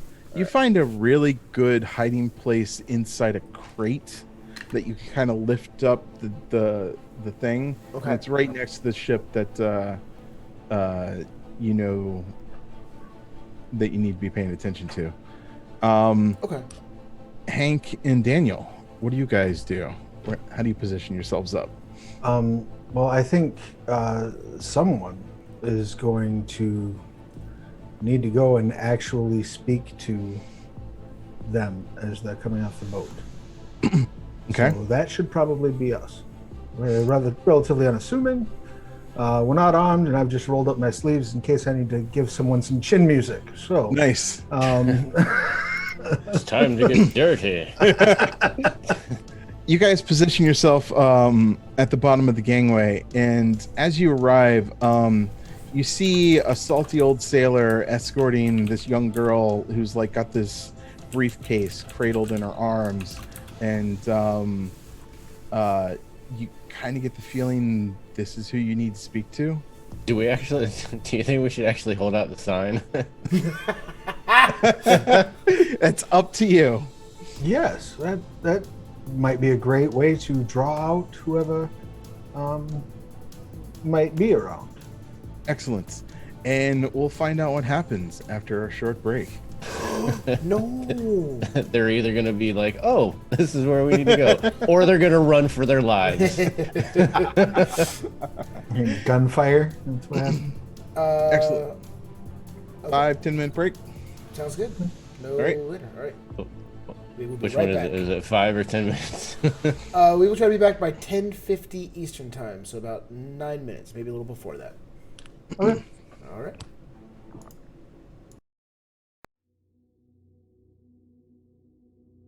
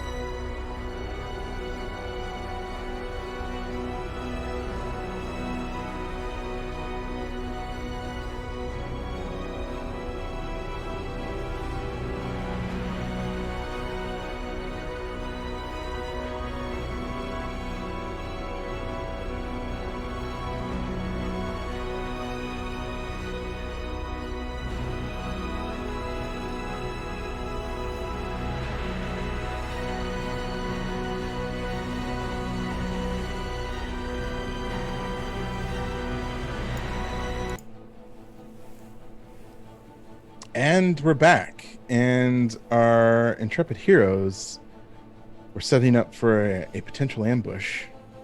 I don't know why they think that's going to happen. And, Professor Hank and Daniel were at the bottom of a gangplank when a young woman and a salty sailor appeared at the top of the gangway. And you guys said you were holding up the signs, right? Okay. She kind of looks a little astonished, and she quickly hurries down. She's like, "That's my name. Who are you?" How wonderful. We are your escorts. We'll be taking you to the metropolis of Las Vegas. Oh, you know why I'm here? No clue. Right this way. Where is the other individual?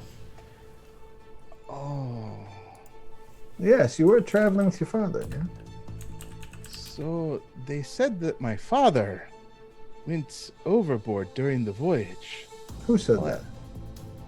The sailors. They said the only thing that was left was his briefcase, which I've held on to since then. Where's the sailor that escorted her over? He's still there. He's just kind of like, "Hey, what's up?" So how did this happen? That's terrible. Don't know, mate. Guy was out walking around seasick, didn't like the voyage, didn't take to it too well, and just kind of we think he went overboard. He was out Seasicked himself right off the edge, you say? Yes, that's what we think. Nobody really saw anything. Just somebody said they saw him wandering around the deck. Next thing we know, he's missing. Didn't show up for a grub the next morning. Have you reported this to the harbor master? No. Good, you shouldn't. Right. Well, Yeah, it would be a terrible all thing. yours. He's not in the manifest. yeah. All right, well, thank you. Yeah, have a nice day. Kind of scurries down, whistles down the way on the docks. It's about this time another man approaches. Kind of clicks his heels, gives a short bow, and it's like, "Fräulein, glad to see that you have arrived safely. I am here to pick you up and take you to where you need to go." Excuse me, point of order. We are here to pick her up and take her wishes. Oh, are you now? Young lady. I didn't catch your name. Hair guy. Very quickly, Cecil and Betty can see this from our scaffolding. Yes. What's this dude wearing? Well, Go it ahead. doesn't look like an attack, so we should probably get down there. He's wearing a big, long black trench coat. One of those fun black wide brim fedoras. Does this dude look like the bad guy from Raiders of the Lost Ark? Does I he really- have a symbol on his hand? We're trying to not use the words. So, Is he carrying around a stick that turns into a hanger? so this guy, unlike that individual in that movie, looks incredibly chiseled, incredibly handsome, just really good-looking, big dude guy. About over 6 feet tall. Just really, you can tell that there's some cut under that big coat that he's wearing. There's some cut under his jib. I hate you. I would actually like to use one of my edges. Yes. What is that? I would like to use useful esoterica. Okay. Which does? You are a veritable fountain of strange, seemingly unconnected, but often surprisingly useful informational tidbits.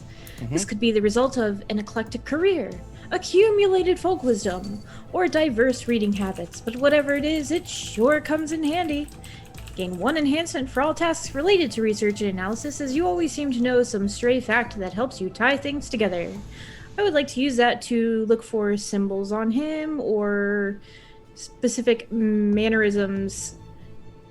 Like, is he looking off to the side and looking for someone? Just read him with that for the Okay. secret and unknown. You can roll. Roll cunning and empathy. Okay. Difficulty of? 7. It's always 7. No. Okay, so there are 5 dice. Let me move the extras over there.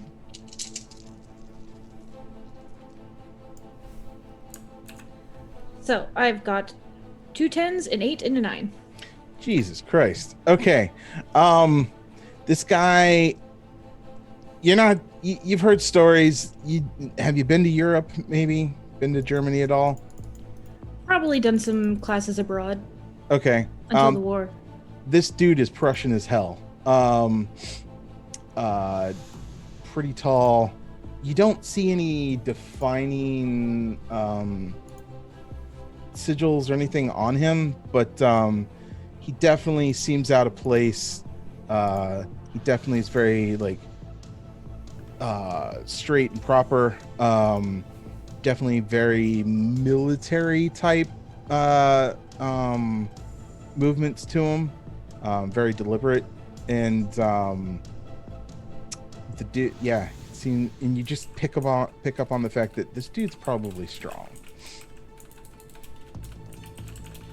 Betty, sorry, Yes. Betty, was there anything that you wanted to do? As you walk- Well, now that I see that we're not about to get ambushed, and it seems like all the action is going on down there, Betty would like to go be there. Okay. Anything so that you she'll want to tell- do on the way down? No, nothing I think that could help right now. Okay. And you were gonna tell somebody? Yeah, just gonna grab Cecil by the arm and be like, well, looks like all the excitement's down there. Let's go. Cool. Before we go down there, here, let me tell you all about what I've just surmised about this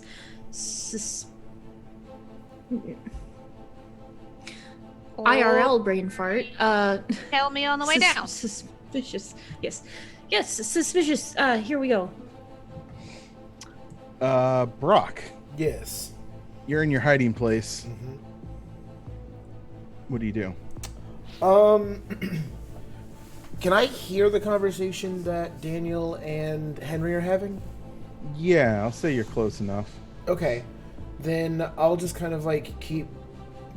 Can I come around behind the tall Prussian man and kind of just loom behind him? Are you being sneaky about it, or are you being deliberate about it? Sneaky at first and then deliberate?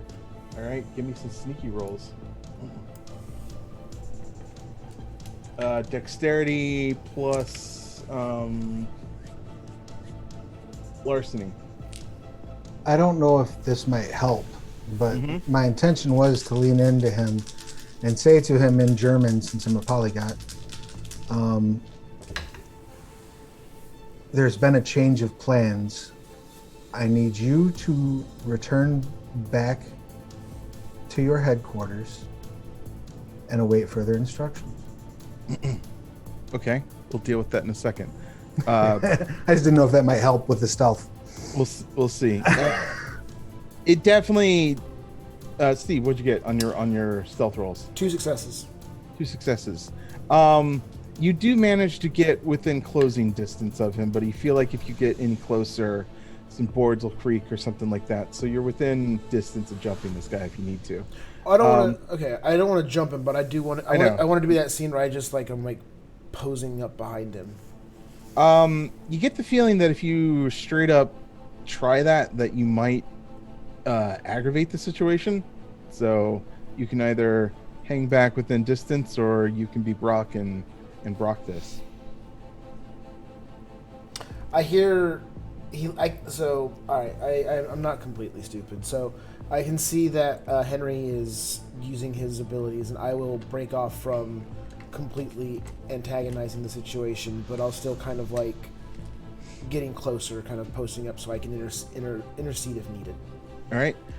Hank, you lean in and say that, and he just kind of gives you a wide smile and kind of chuckles, and he's like, "You are no German." And Daniel, was there anything that you wanted to do before? No, I'll just kind of be at the ready. I'll let Hank do most of the talking. Okay.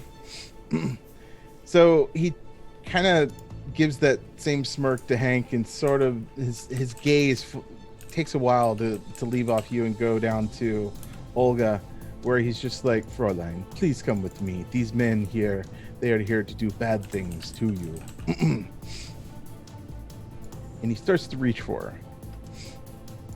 I'll interpose myself. Are we here yet? Yeah, everyone would be there by that point. So Betty would say, "Yep, can't trust men. That's why I'm here." Okay. He goes and reaches out for her, and Hank, you said that you wanted to interpose. Yeah. How do you do that? Place my body between theirs. Okay. And like his hand just sort of like stumbles into your body, and he just kind of like chuckles. He's just like, the hard way. And So yeah. now that I see that Hank's plan has not quite gone his way, can I now Brock up the situation? You can Brock it up if you would like, yes. Okay. Hearing that all kind of play out, I hear the hard way. I want to just truck this guy. Okay. Truck him. Okay. So Close combat and might if you're rolling sort of close attack. combat and might for like a shoulder hit. Okay. Mm-hmm. All right. So this is not a boxing maneuver, so I don't get my specialization. Okay.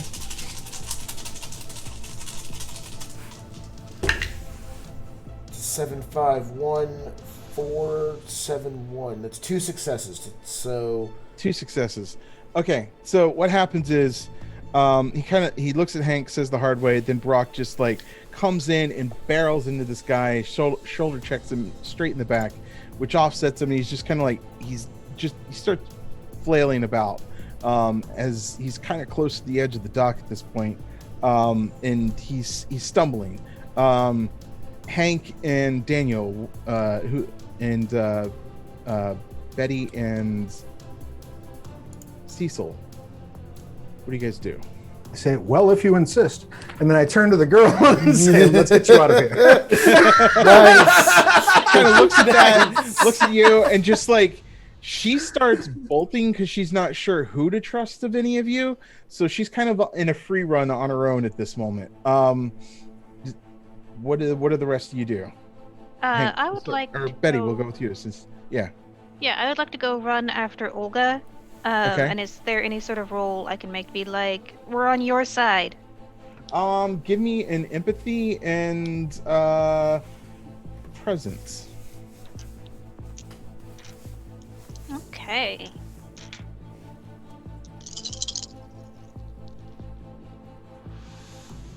One success. 1 success. It's kind of difficult to sort of explain to her what's going on, but you do kind of convey that you're on her side, and she kind of looks at you, and she's trying to pull something out of the briefcase and hand it to you, but she's still running as she does it. We'll get to that in a second. Cecil, what do you do? Oh goodness. I'm looking through all my awesome ability type things.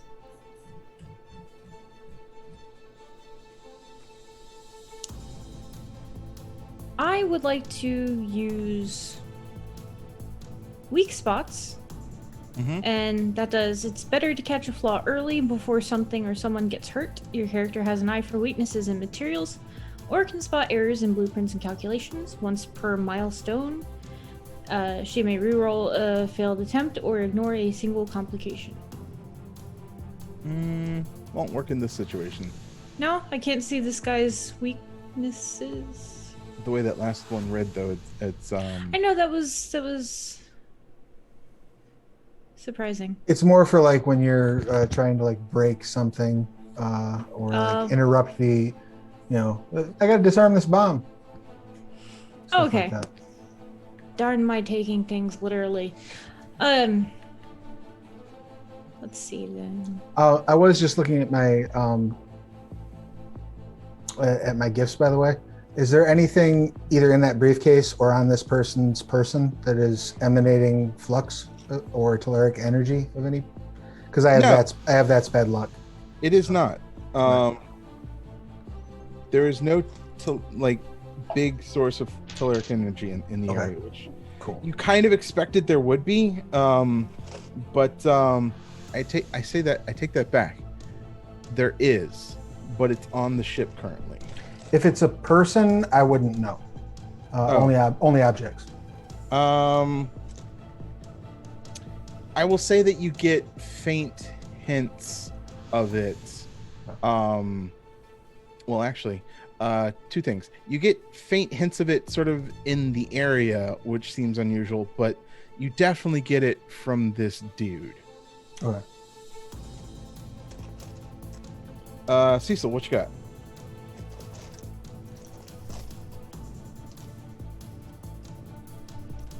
Debating between Innervating Grasp and Fist of the Mind. Okay. Wait, is this guy a Nazi? Because then that would be me punching him with my brain. I mean, There's only one way to find out. yeah, there's only one way Might to as well find just out. punch him. Okay. Fist of the Mind. Focus the power of my mind and use it to make a devastating attack. All right. Need no weapon. You need no weapon. I do. Let's see. Whenever your character would make a close combat attack, they may instead make an attack with telekinetic force, substituting their enigmas or integrity skill for the close combat skill. There you go. So might and enigmas or integrity, I think it said. Yeah. Let me see here. I only have one might. It's gonna be rough. Wouldn't you be able to use a different ability though? Yeah, because it's done telepathically, not What, not physically. What does it say to do? It said use enigmas and integrity plus what? Well, it says whenever you would normally use close combat, but in story path, the player chooses the. Go ahead. Sweet. Tribute. Okay. Okay. How do I want to do this? Probably using my large intellect of 4 dots. Okay. And then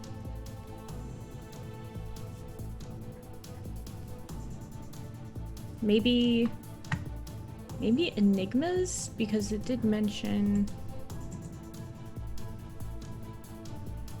whenever your character would make a close combat attack, they may instead make an attack with telekinetic force.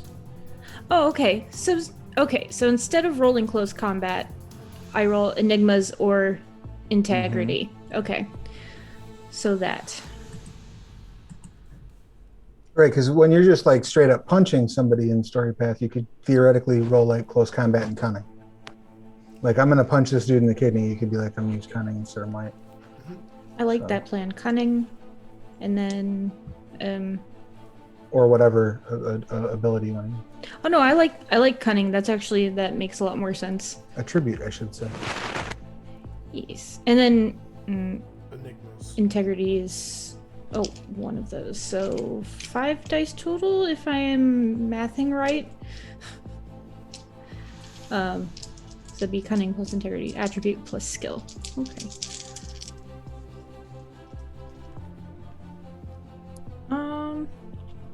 Sadly, a 9 and the rest are 5s.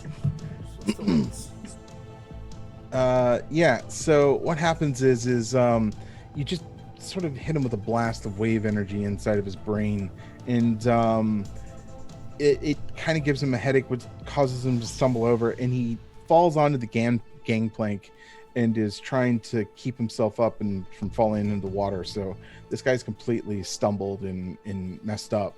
So Hank, what do you want to do? He's stumbling around, flailing. Yeah, he's completely fallen now, and almost he's sort of trying to pull himself up and not fall into the bay. And Betty's got. Betty's already moved on with Olga, and she's a few steps ahead of everybody. All right, so she's got that handled. If he's already moving, I would like to just try to help him the rest of the way into the water, really. Okay. In fact, if I can just place myself in the way of his flailing in such a fashion in which he will trip over me. Okay. You know, lock a leg around his leg, something like that. My intention is to rely more on my stamina or resolve than anything else to just can use that, and we'll say close combat or athletics, depending on which one's better for you. They are this exact same. Okay, then either one. I don't suppose my hardy edge would apply to this, would it? What's that one do? It adds an enhancement for non-direct damage. Yeah, we'll add that. Why not?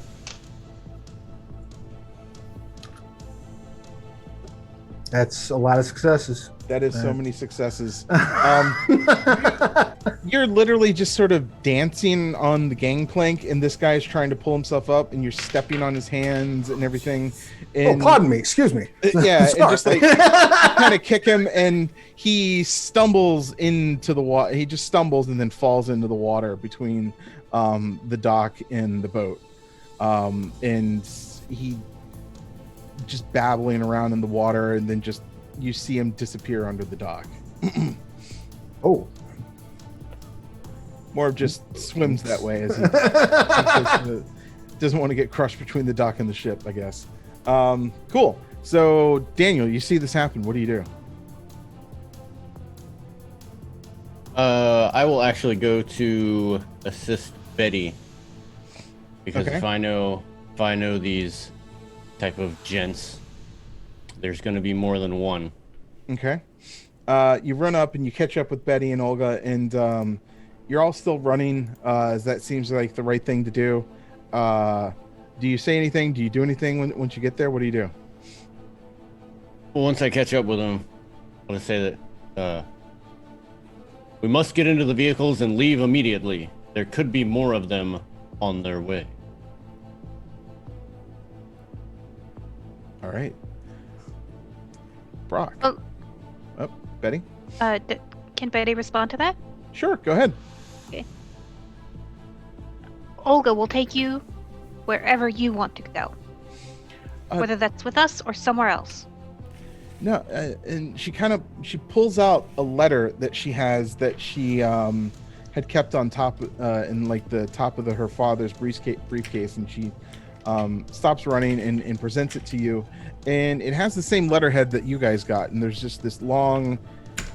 You sort of do a quick scan, and it's just Rex sort of ogling over this girl's father about how intelligent he is, and he wants him to bring him over from Germany, and there's bad things going on over there, and he'd be well appreciated here. So there seems to be a connection.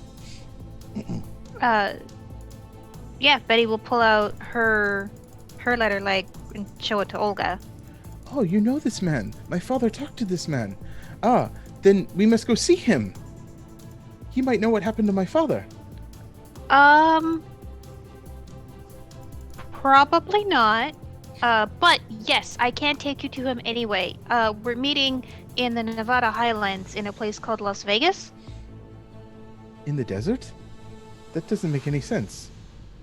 Well, it's pretty remote. And there's literally no one there right now. It's like a sheep farm, so we will definitely spot anyone who doesn't belong. Oh, okay. Well, take me where I need to go. All right, and I'll look over my shoulder. Yeah, it looks like they got that handled.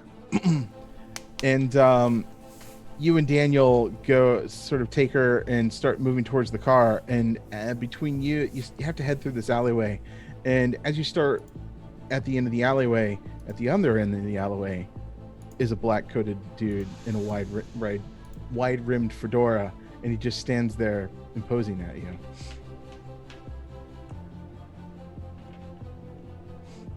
I'm gonna ignore him. Okay. I mimic and one-up him. Just look imposing. Yes. All right. Look imposing her. And look more imposing. imposing. He comes running at you. What is in this alleyway? Boxes, a barrel, some, old bottles. I will Fishing throw net. a bottle at him. Okay. You throw it, he just puts up his arm and it smashes against him and he's still coming. Then I will throw a barrel at him. Okay. It's still pretty, you got a pretty good heft on it, and he just smashes right through it like it's nothing and just still coming at you. Wow. Are Brock and I in a position where we see this?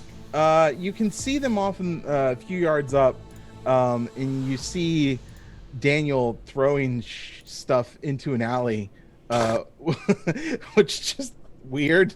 So yeah, that's what you and Brock see, and Cecil's there too.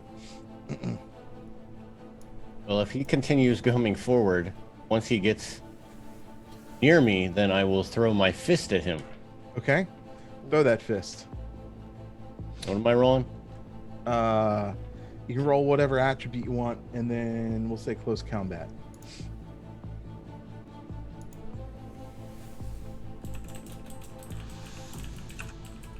See if this roller works. Okay. 2 successes. 2 successes. Or no, Nice. I'm sorry, 3, because I 3? forgot 10s give you 2. 10. Nice.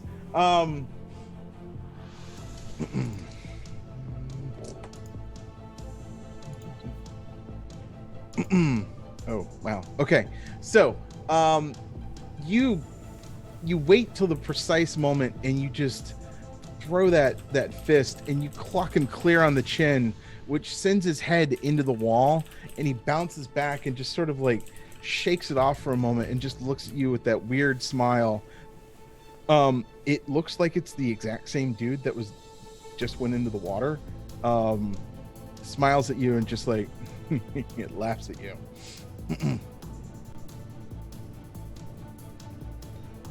Oh, sorry. Go ahead. Oh, no, I was just gonna say something ridiculous, like, your face annoys me.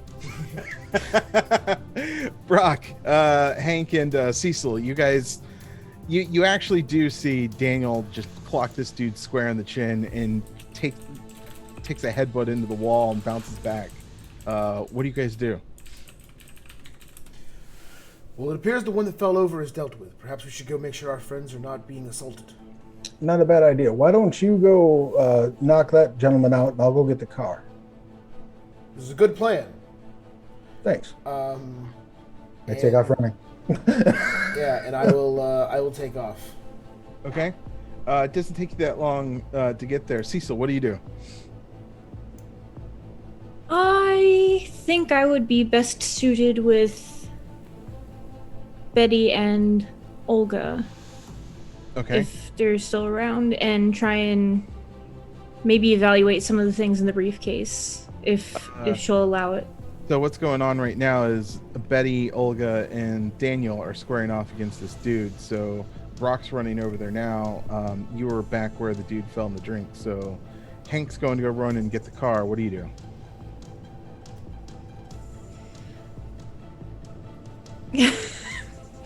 Sorry, I just watched Daniel. So how far away are we from the car? A few yards down this alley gets you to the street where you parked. Okay. Length of I warehouse. would. So my long-term plan is to hand Olga off to Cecil. Mm-hmm. Duck the fight that's going on, jump into the car, and then run the Nazi over with the car. Okay. Cool. We'll save that from Cecil. What are you doing?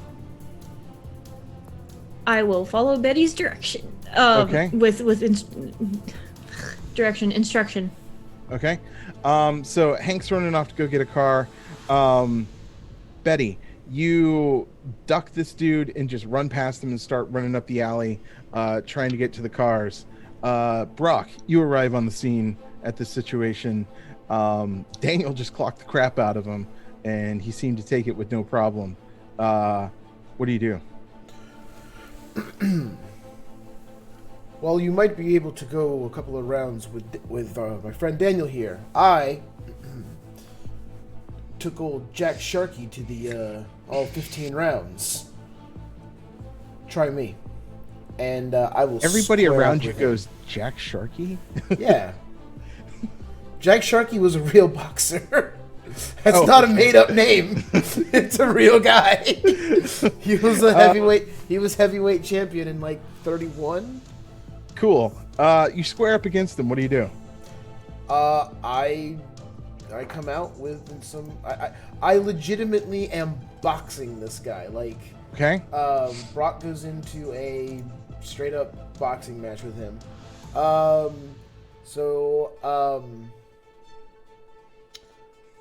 I will. Yeah. I'm trying to think. Is there anything else I can do other than that?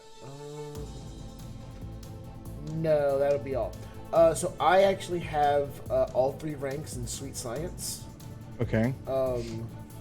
which is a style skill in adventure. It is to help flesh out that the style of fighting at this time was very much influenced by boxing. So you have the Sweet Science. Okay. Okay, so I have my footwork, I bob and weave, and I'm gonna try to hit some chin music. Okay. Alright.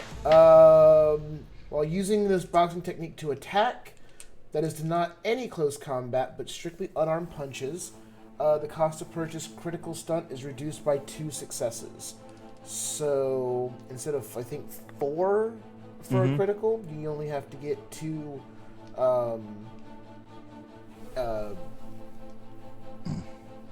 the word for extra dice. I'm blanking, I'm sorry. Right. Yeah. Enhancements. Enhancements, yeah. And Alright. I ignore 1 point of soft armor automatically. Nice. All right. Roll it. Alright, so that is my close combat of 3 with my might of 4 for a total of 7. 3, 4, 5, 7. Hot damn! That's 2 10s, 2 7s, a 9. 2 10s, 2 7s, a 9. And then like a 3 and a 3. So 5 successes. Okay. So, how many of those are enhancements? So what?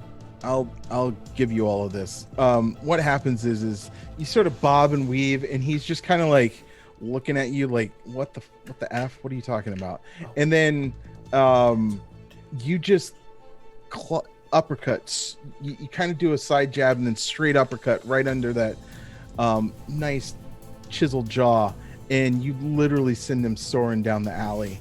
He smashes into a wall, falls into some trash and whatever, and just lays there for a second, and you hear him groan, and he sort of pulls himself up, looks over at you, and it's just like, and you can see there's some blood dripping out of his mouth. He kind of looks at it, licks it, like tastes it. You drew my sweet Aryan blood. I will have fun breaking you. At this time, Betty and Hank both come out of 2 separate alleyways to the street where their cars are, and you both look at each other. What do you do? You get your car, I'll get my car. Thumbs up. Continues running. Okay. You guys get in your cars. Betty, you do this slick, fast and furious sort of like, you hold the brake and just spin around in one place and just like dart back towards the alley. And Hank follows behind you. This guy's Adjust my mirrors. This guy's over here 2 and 10. pontificating about sweet Aryan blood, and just the next thing that happens is he looks to his left, and this car just like grills him, and he gets flattened, goes flying, goes over everyone's head, and just slams through the dock and like breaks it, and he tries to get up and then just falls through the dock, and you hear a splash in the water below. Betty, your car is wrecked. The engine is smoking, there's sputtering, like that dude had the mass of a house or something, you don't know, but your car is just sort of like slowly sputtering along down the rest of the alley, and you meet up with everybody else. And then Hank is sitting at the far end of the alley, honking his horn, just like, hey. Do you need a ride? Well, so Betty, this is why Betty has Miss Fix-It. So I will jump out of the car, grab the tool set that I imagine she keeps around, and at the very least, do a little bit of percussive maintenance to get it drivable. Okay, it is drivable in quotes. Cool. So who jumps in what cars? I will limp mine to the car shop. Okay. Because now I've got the money to get it fixed. Yay! Before you do that, you feel compelled to make sure that Olga gets where she needs to go. So drive into the airfield. Who's going in what cars? How you getting there? Just because that's who I drove with, I'll jump in the car with Betty. Okay. This car seems to be moving slower than before. She'll be fine. I assume that I could drive my own car. You could if you want to, sure. I'm going to be in whichever vehicle Olga is in to try and ask her some questions about, what this is all about. Which car do you I would- Olga in? I would like to try to signal them to bring Olga to my car because my car moves. Fair. Good call. Betty, you realize that it might be best just to go with one of the other ones, leave your car here, and come back for it later. Yeah, I mean, like, she'll drop it off at the nearest mechanic. There's one there at the docks. Yeah. I'll be back. Throw some money at him. Yeah, you're just like that 100 Terran 2. I don't know. So Hank has Olga and Cecil in theirs, and Brock, since you're not in Betty's car, who are you with? No, I am in Betty's car. Betty's car is at the fix-it shop. Yeah, I just dropped my car off at the mechanic, and I think the only person with a car right now is Henry, so I think we're all getting cuddly in his car. Okay, Henry Daniel has a car too. Yeah, Daniel's got a car. Okay. Oh, well, probably a lot more space in your car since everyone else is with Henry. So we're driving with you. So Henry, Okay. Olga, and Cecil are in that car. Then I would go with Daniel. Cool. So you guys are driving along the highway. Cecil and Hank, you still feel a little uneasy, but you're in a car, you're probably safe. Cecil, you said you wanted to talk to Olga? Yes.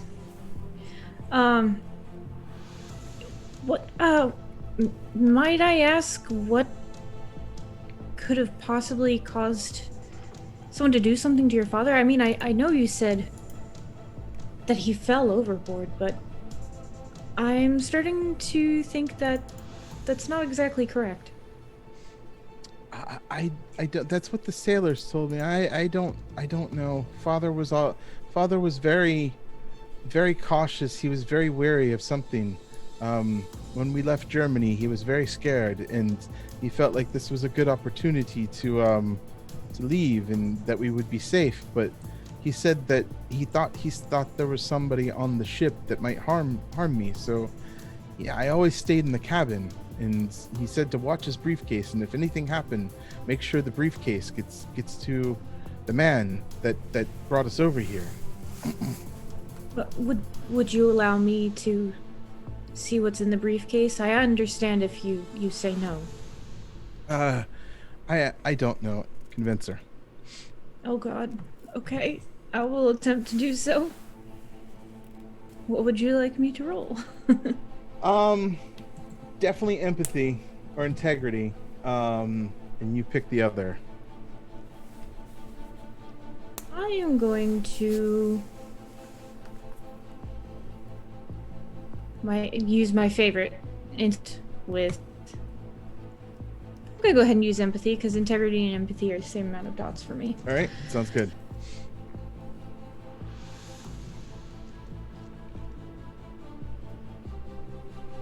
A 9 and a 10.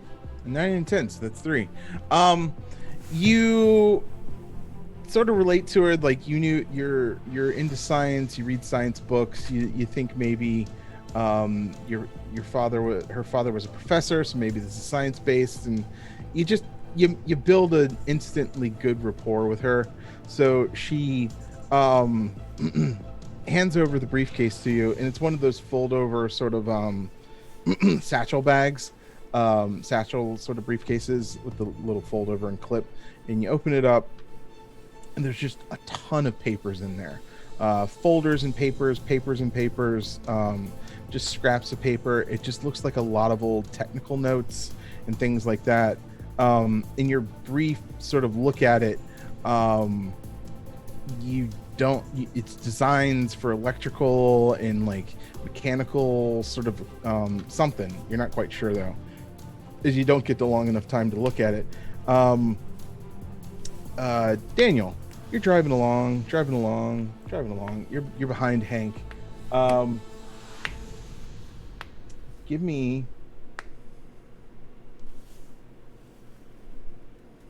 a survival and some sort of looky attribute. Cunning. Cunning's good.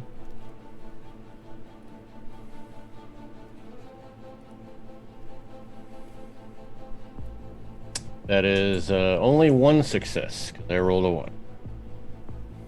One's cancel? Nope, ones do not cancel. Yeah. Oh, they don't? No, they don't. Oh, then I got 2. You got 2. Haha. You've been weary of the situation, and sure enough, this car comes speeding up behind you, and you're able to just change lanes real quick. It almost hits you.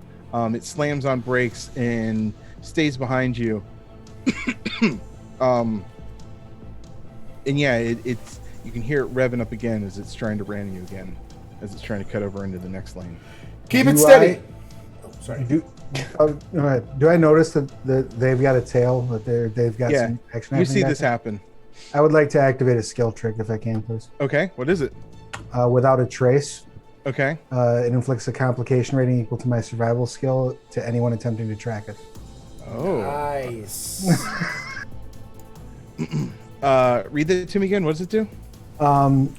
Character not only knows how to hunt, knows how to avoid other hunters. Activate this skill trick to inflict a complication rating equal to your character's survival skill to anyone attempting to track her. Okay. That's probably only going to apply. Like, they're engaged already. I'm like pulling off, taking a back way. Like, they can handle themselves. I'm going to get her where she's got to go. You take a hard left and go in, like, not even in the direction of the airport. And they go right past that road and don't turn. So we'll deal with everybody in that car in a second. Daniel, Brock, and Betty, there's a dude racing after you trying to hit your car. What do you do? Brock would like to, keep it as steady as you can and try to equalize speed, and I kind of say, just like, they're gonna come around here. They swinged across before. Just make sure that you're in this position when I say. And I would, and I would like to give him kind of like a readout of where I need him to be. Okay. I'm going to command, I imagine. I'm going to give a command, and Mm-hmm. I'm going to use my skill trick, Strength of Conviction. Ooh. Strength of Conviction. Whenever I make a command roll, I can add.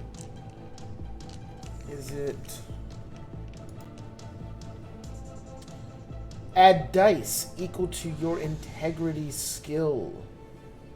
Okay. So, my command is 3, my integrity is 3, and my presence is 3. So that is a 9 dice roll for me. Okay. I'm gonna laugh when this is all one. All ones coming right up. 3, that's 7. So I'll roll this. 10, 8, 9. That's 4. 1, 3, 3, 4. So 3, so 4 so far with 2 dice left. 9 and 5. So that is 5 successes on 9 dice. And that does what for the next roll? So, Travis, command. Yes. Good way to give out bonuses on command. Because what you do, you use it to kind of like help,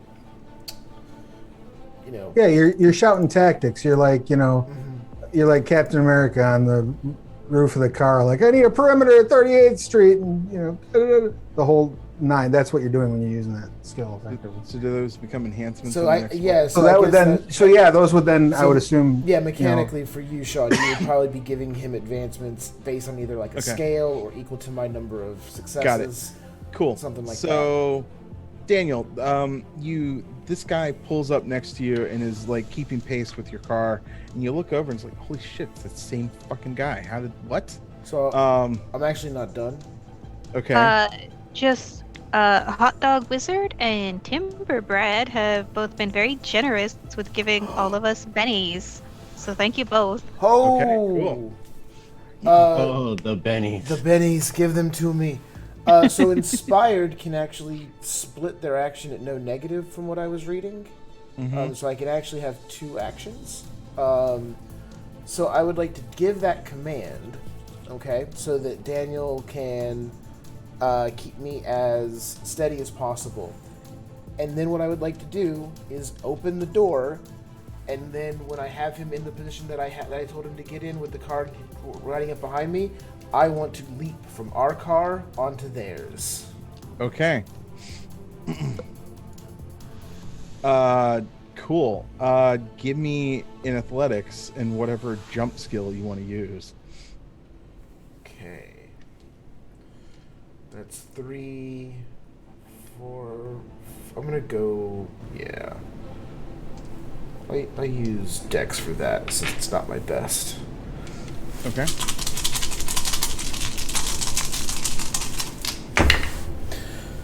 5, 1, 1.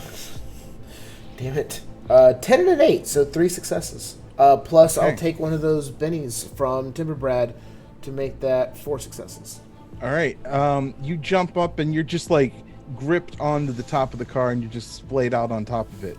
Betty, what would you like to do? Can I just say, thank God ones do not cancel out successes, because that was I know. that was bad. It's been a bad scene.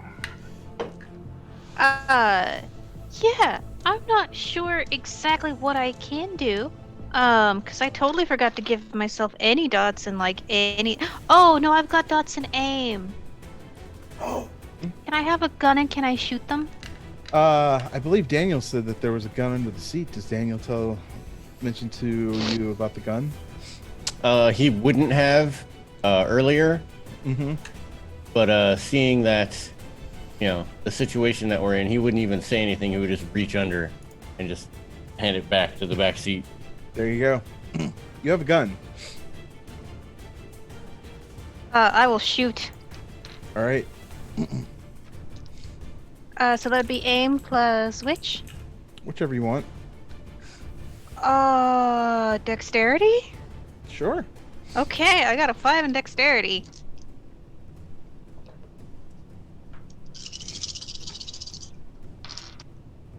Okay, ooh, that's pretty decent. That's 4 successes. Nice. What are you shooting at? Are you shooting at him? Shooting at the car? Shooting at some tires? What are you doing? Tires, going for the tires. Actually, no, I'm shooting for the engine block. The engine block. 4 successes. Yeah, that bullet goes straight through the engine block, and suddenly you hear sputtering. Oil just starts flying back, and fluids just start flying back. You hit that car pretty well. Rock, you are covered in fluids. Back to Rock jump! back to Hank and Cecil and Olga just having a nice old drive at this point. There's a gas radio. And that over there, you see, is Casually driving to the airport. What are you doing? What kind of conversations are you saying? Anything? Or what you doing? I mean, aside from like, I know that Cecil's trying to get information and whatnot. And probably at some point I will just sort of, put like a hand on Cecil's shoulder, or if, depending on who's sitting next to me, if it's Olga, a hand on her shoulder, and I'll just say, we'll get everything sorted out when we get to the airport, when we're safe, when everything is fine. Right now, the best we can do is keep cool heads and keep moving forward. All right. Olga gets kind of antsy. It's just like, can I have the briefcase back, Cecil? Oh, yes. And I made sure to put all the notes in size order so that they would be easier found, because there's so many small, scraps of notes, and it's not unlike my office, but I organized it for you. Roll enigmas and intelligence. I'm afraid. Oh, cool. I get 7 dice now. Okay.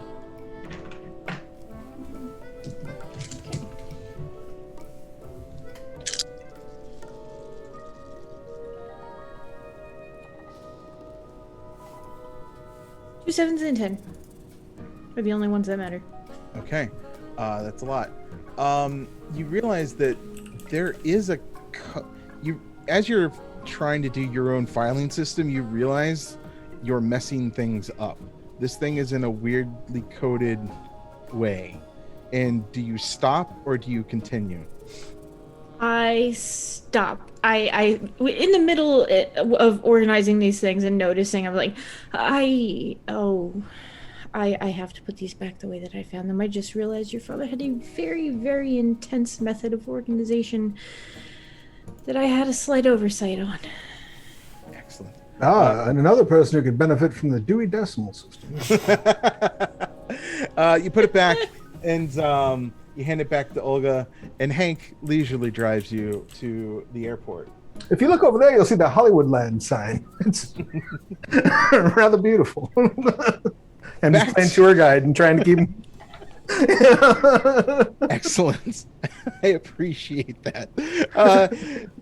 Daniel, Betty, and Brock, you're in an insane chase scene. That car's not doing so well, Brock. It's starting to lose speed. What do you do? I will,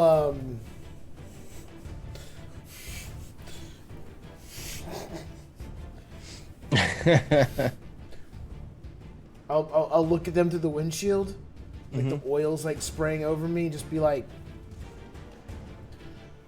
"It appears your car is slowing down. I've made a mistake."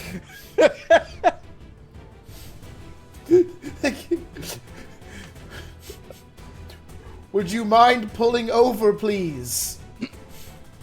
You get the response is there's several bullets shot through the roof.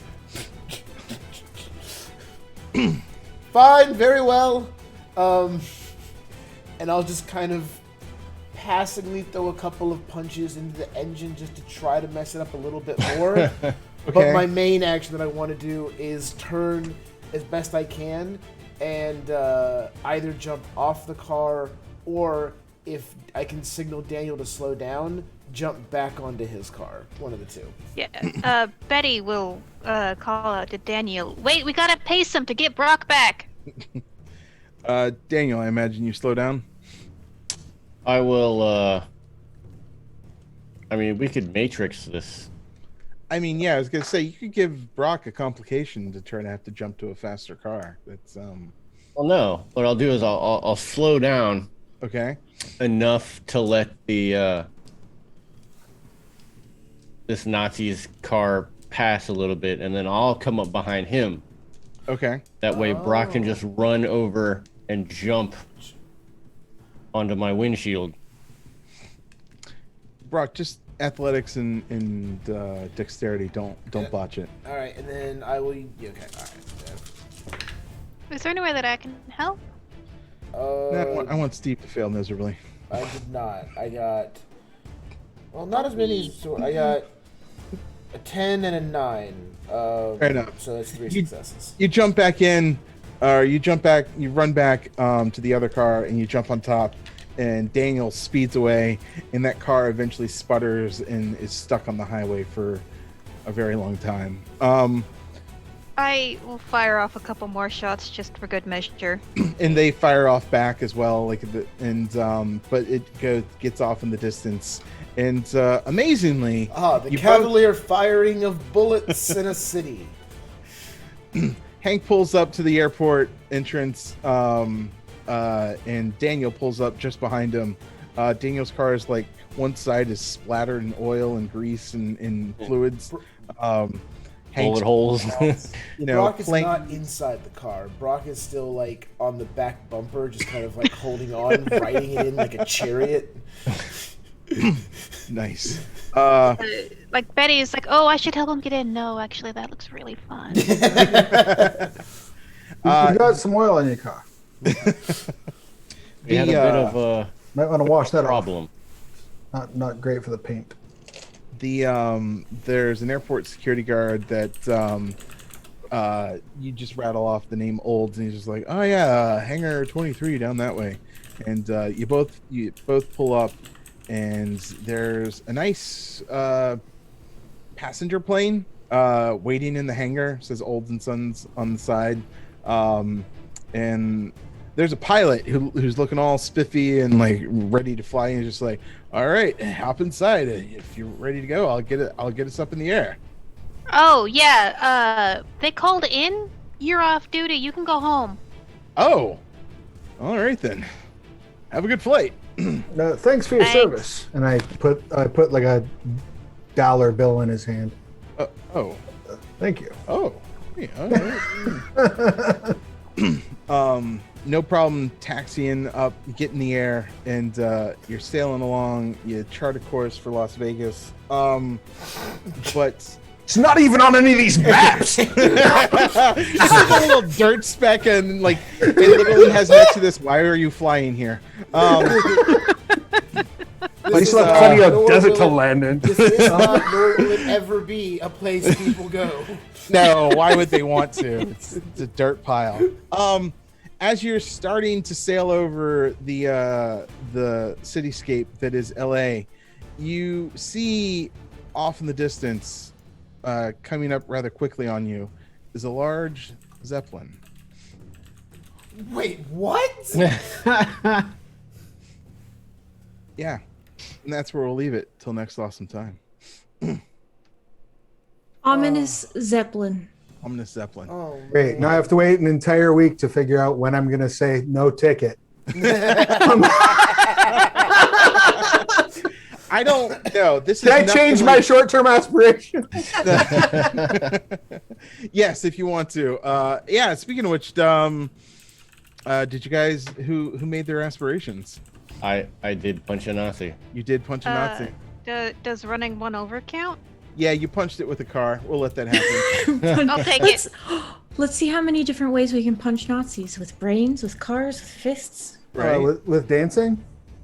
Yeah, I'm that, for that it. counts. Like, I mean, he took damage due to your assault. So Foot punching. You foot punched him. yeah, Beautiful. exactly. I'm replacing that one then with no ticket. No ticket. I dig it. that Zeppelin off in the distance has nothing related to anything that may or may not have happened in certain movies. So yeah. Cool. I leave mine up to the group vote. Do we feel that I protected an ally from an attack at any point? Like when I tackled the one guy? I Oh, would give it to you. absolutely. Oh, I was going to get Yeah. punched. I was, Okay. And then Yeah, the hammer was coming. did I and give I would a- have been able to take it kind of, but ouch. and then I gave a command in combat that was followed. by Daniel in the car. So I got both my short-term aspirations. Oh, All right, nice. how big is the plane? How big is the plane? It's a passenger plane, so it's a reasonable size. Fits 12 whole Hello. people. Yeah. One of your aspirations to get a plane? Oh, wait, no, I'm sorry, I changed that one. Oh, you did? I have not yet had my face on a newspaper yet. I've just punched a Nazi with a car. All right. I'm gonna keep that in that aspiration. Okay, cool. Very good. Just keep All right. punching them. I wouldn't Yeah. say I discovered any new historical facts, and no cure for chronic kidney disease yet. Right. But you do know somebody who's rich, so maybe, All right, cool. So, viewers, thank you for experiencing our Trinity adventure story, The Purest Evil, with us. Next Tuesday, we'll return with session 2 of our... Steve? Trinity Continuum Adventure. Excellent. If you enjoyed the show, we are Vorpal Tales, and we play awesome adventures and terrifying tales live on Twitch every day of the week. You can find us at twitch.tv/VorpalTales, and you can learn all about us and how to connect with us, including social media and Discord, on our website, vorpaltales.com. Links will appear in the chats. Inspired, let our viewers know who you are one more time, and the next place this week people can find you online. Yes, I am the D-Man. Dwayne, as most people call me. But you can also find me on the internet at Made of Kimchi. The next time you will see me, what is today? Today's Tuesday. Thursday, we'll be running a twofer that night, finishing up Black Void and then beginning season 2 of Strange Aeons. Excellent.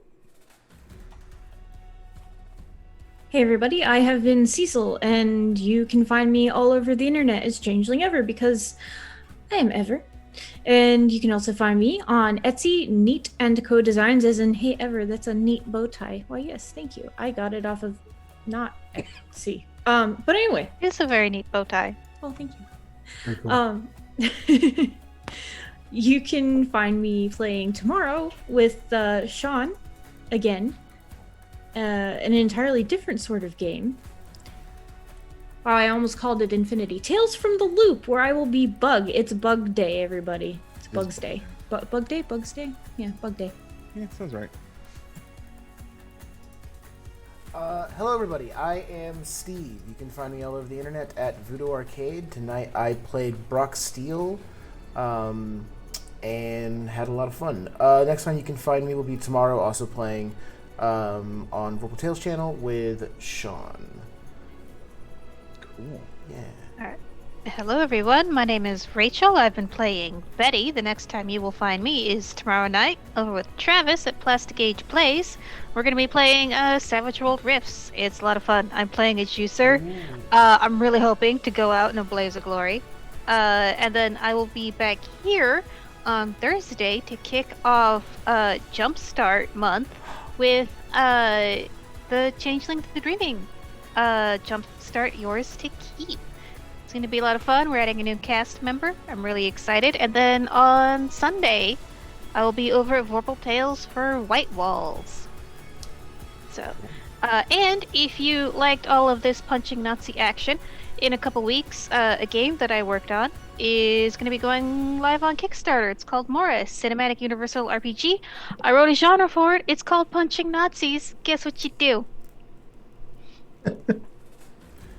Kick Nazis? With your fist. Yes. It's a fist kick. Fist kick. I mean, And if I foot was running a punch. game you wanted to kick a Nazi, I would totally allow that. Be like, checked with the judges, kicking is okay. Yeah. I'm Travis Legg, at Travis Legg everywhere on the interwebs. Next time you'll see me is tomorrow on my channel, Plastic Age Plays, where I will hopefully be taking Rachel out in a blaze of glory as she's playing her juicer in Can't wait. Savage Rifts. Yeah, they're about to get into a terrible fight, and it's going to be fun. I am standing alone next to the hell pit. I have a really big gun. Right. They're like, let's just let the juicer watch the rift. I'm sure it'll be fine. Oh my god. Yeah. Can't wait. So, and then when that's done, I will be back here on Sunday to run the Contagion Chronicle Jumpstart, which is now currently in advanced PDF over at Drive-Thru RPG. So go ahead and pick that up and come and watch us mutilate it live on the internet. And then Monday, I'll be back on the Onyx Path channel again as we start the Vampire the Requiem Jumpstart. We had Jumpstarts coming all month through April. If you check the Monday meeting notes, you'll see most of them scheduled, and there's more to come. So That is super exciting. I love all the Jumpstart stuff. it's going to be a lot of fun. Yeah. I'm looking forward to it. Excellent. So, those who stay till the end of the show know what happens next. Votes. Vote for your favorite player. Next game, they'll get a bonus dice that they can use for any roll. Steve, who do you vote for? Oh, we're doing out of order voting. Oh my. Yeah. I vote for my super dope ascot that I bought for this game. Ineligible. No, okay, fair enough. Man, this is a tough one. I'm super happy with how quick the characters kind of like got fleshed out, and I can see how everyone's going with it. But I'm going to give my vote to Daniel. What? Dwayne, for being my stalwart companion, posing with me in the lobby, and being the driver for all of my weird car antics that led ultimately to nothing at the end of the session. Yeah, I'd just like to point out that I have no dots in pilot. I'm glad I gave you that command then. Travis, who do you vote for? Oh, wow, I feel like I'm on the spot. And I suppose I can't just vote for everybody because everybody No. was awesome. But I would say also, yeah, Daniel. I'm going to toss my point to Daniel because, again, basically exactly as Steve said, like, you know, doing the yes-anding with that, walking into the lobby was brilliant. So it was a joy to be present for. Dwayne? Oh, man. I got love coming from two different directions, It's true. not one direction. I So much phrasing. know. I wanted to give it to Steve. However, I am tonight going to give it to Travis. One for leading that tour guide cinematic, and for just generally trying to take care of everyone while me and Brock run around screaming. They'll take care of it. Let's go. I figured, I was kind of fell into the dad role. So Oh no. Nice. I know what that's like. Rachel. Oh, goodness. I have no idea.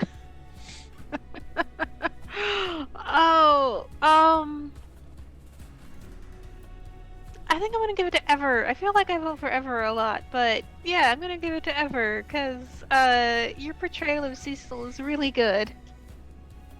Thank you. Excellent. Ever, you're last. Who do you pick? That's really tough. Just shout out to, firstly, Rachel and Steve. Your outfits are freaking amazing. Thank you. Love them. But I'm gonna have to give it to Travis for all the subtle shade that your character throws. It's not even like it's not outright rude. It's just this is shade, and then you sit there and you go, oh. That's really good. That was magnificent. Awesome. And, Audience. I do just want to point out, sorry, I think I just cut you off on the same thing. Zach Rules gives his vote to Henry as encouragement for no ticket, and Timber Brad gives theirs to Betty for hitting a Nazi with a car. Nice. So anyone in chat, you can also vote for your favorite player for the night, so please help them out. These come with enhancements next week. Yep. And I have been at Space Lord PJs. You can find me on the web at Space Lord PJs. Cartoon.ninja is my doodle site. And you can find all the recaps that I post for Vorpal Tales at vorpaltales.com. We'd like to thank our audience and all you players, actually, once again for sharing the story with us. And for the love of the dice, game on.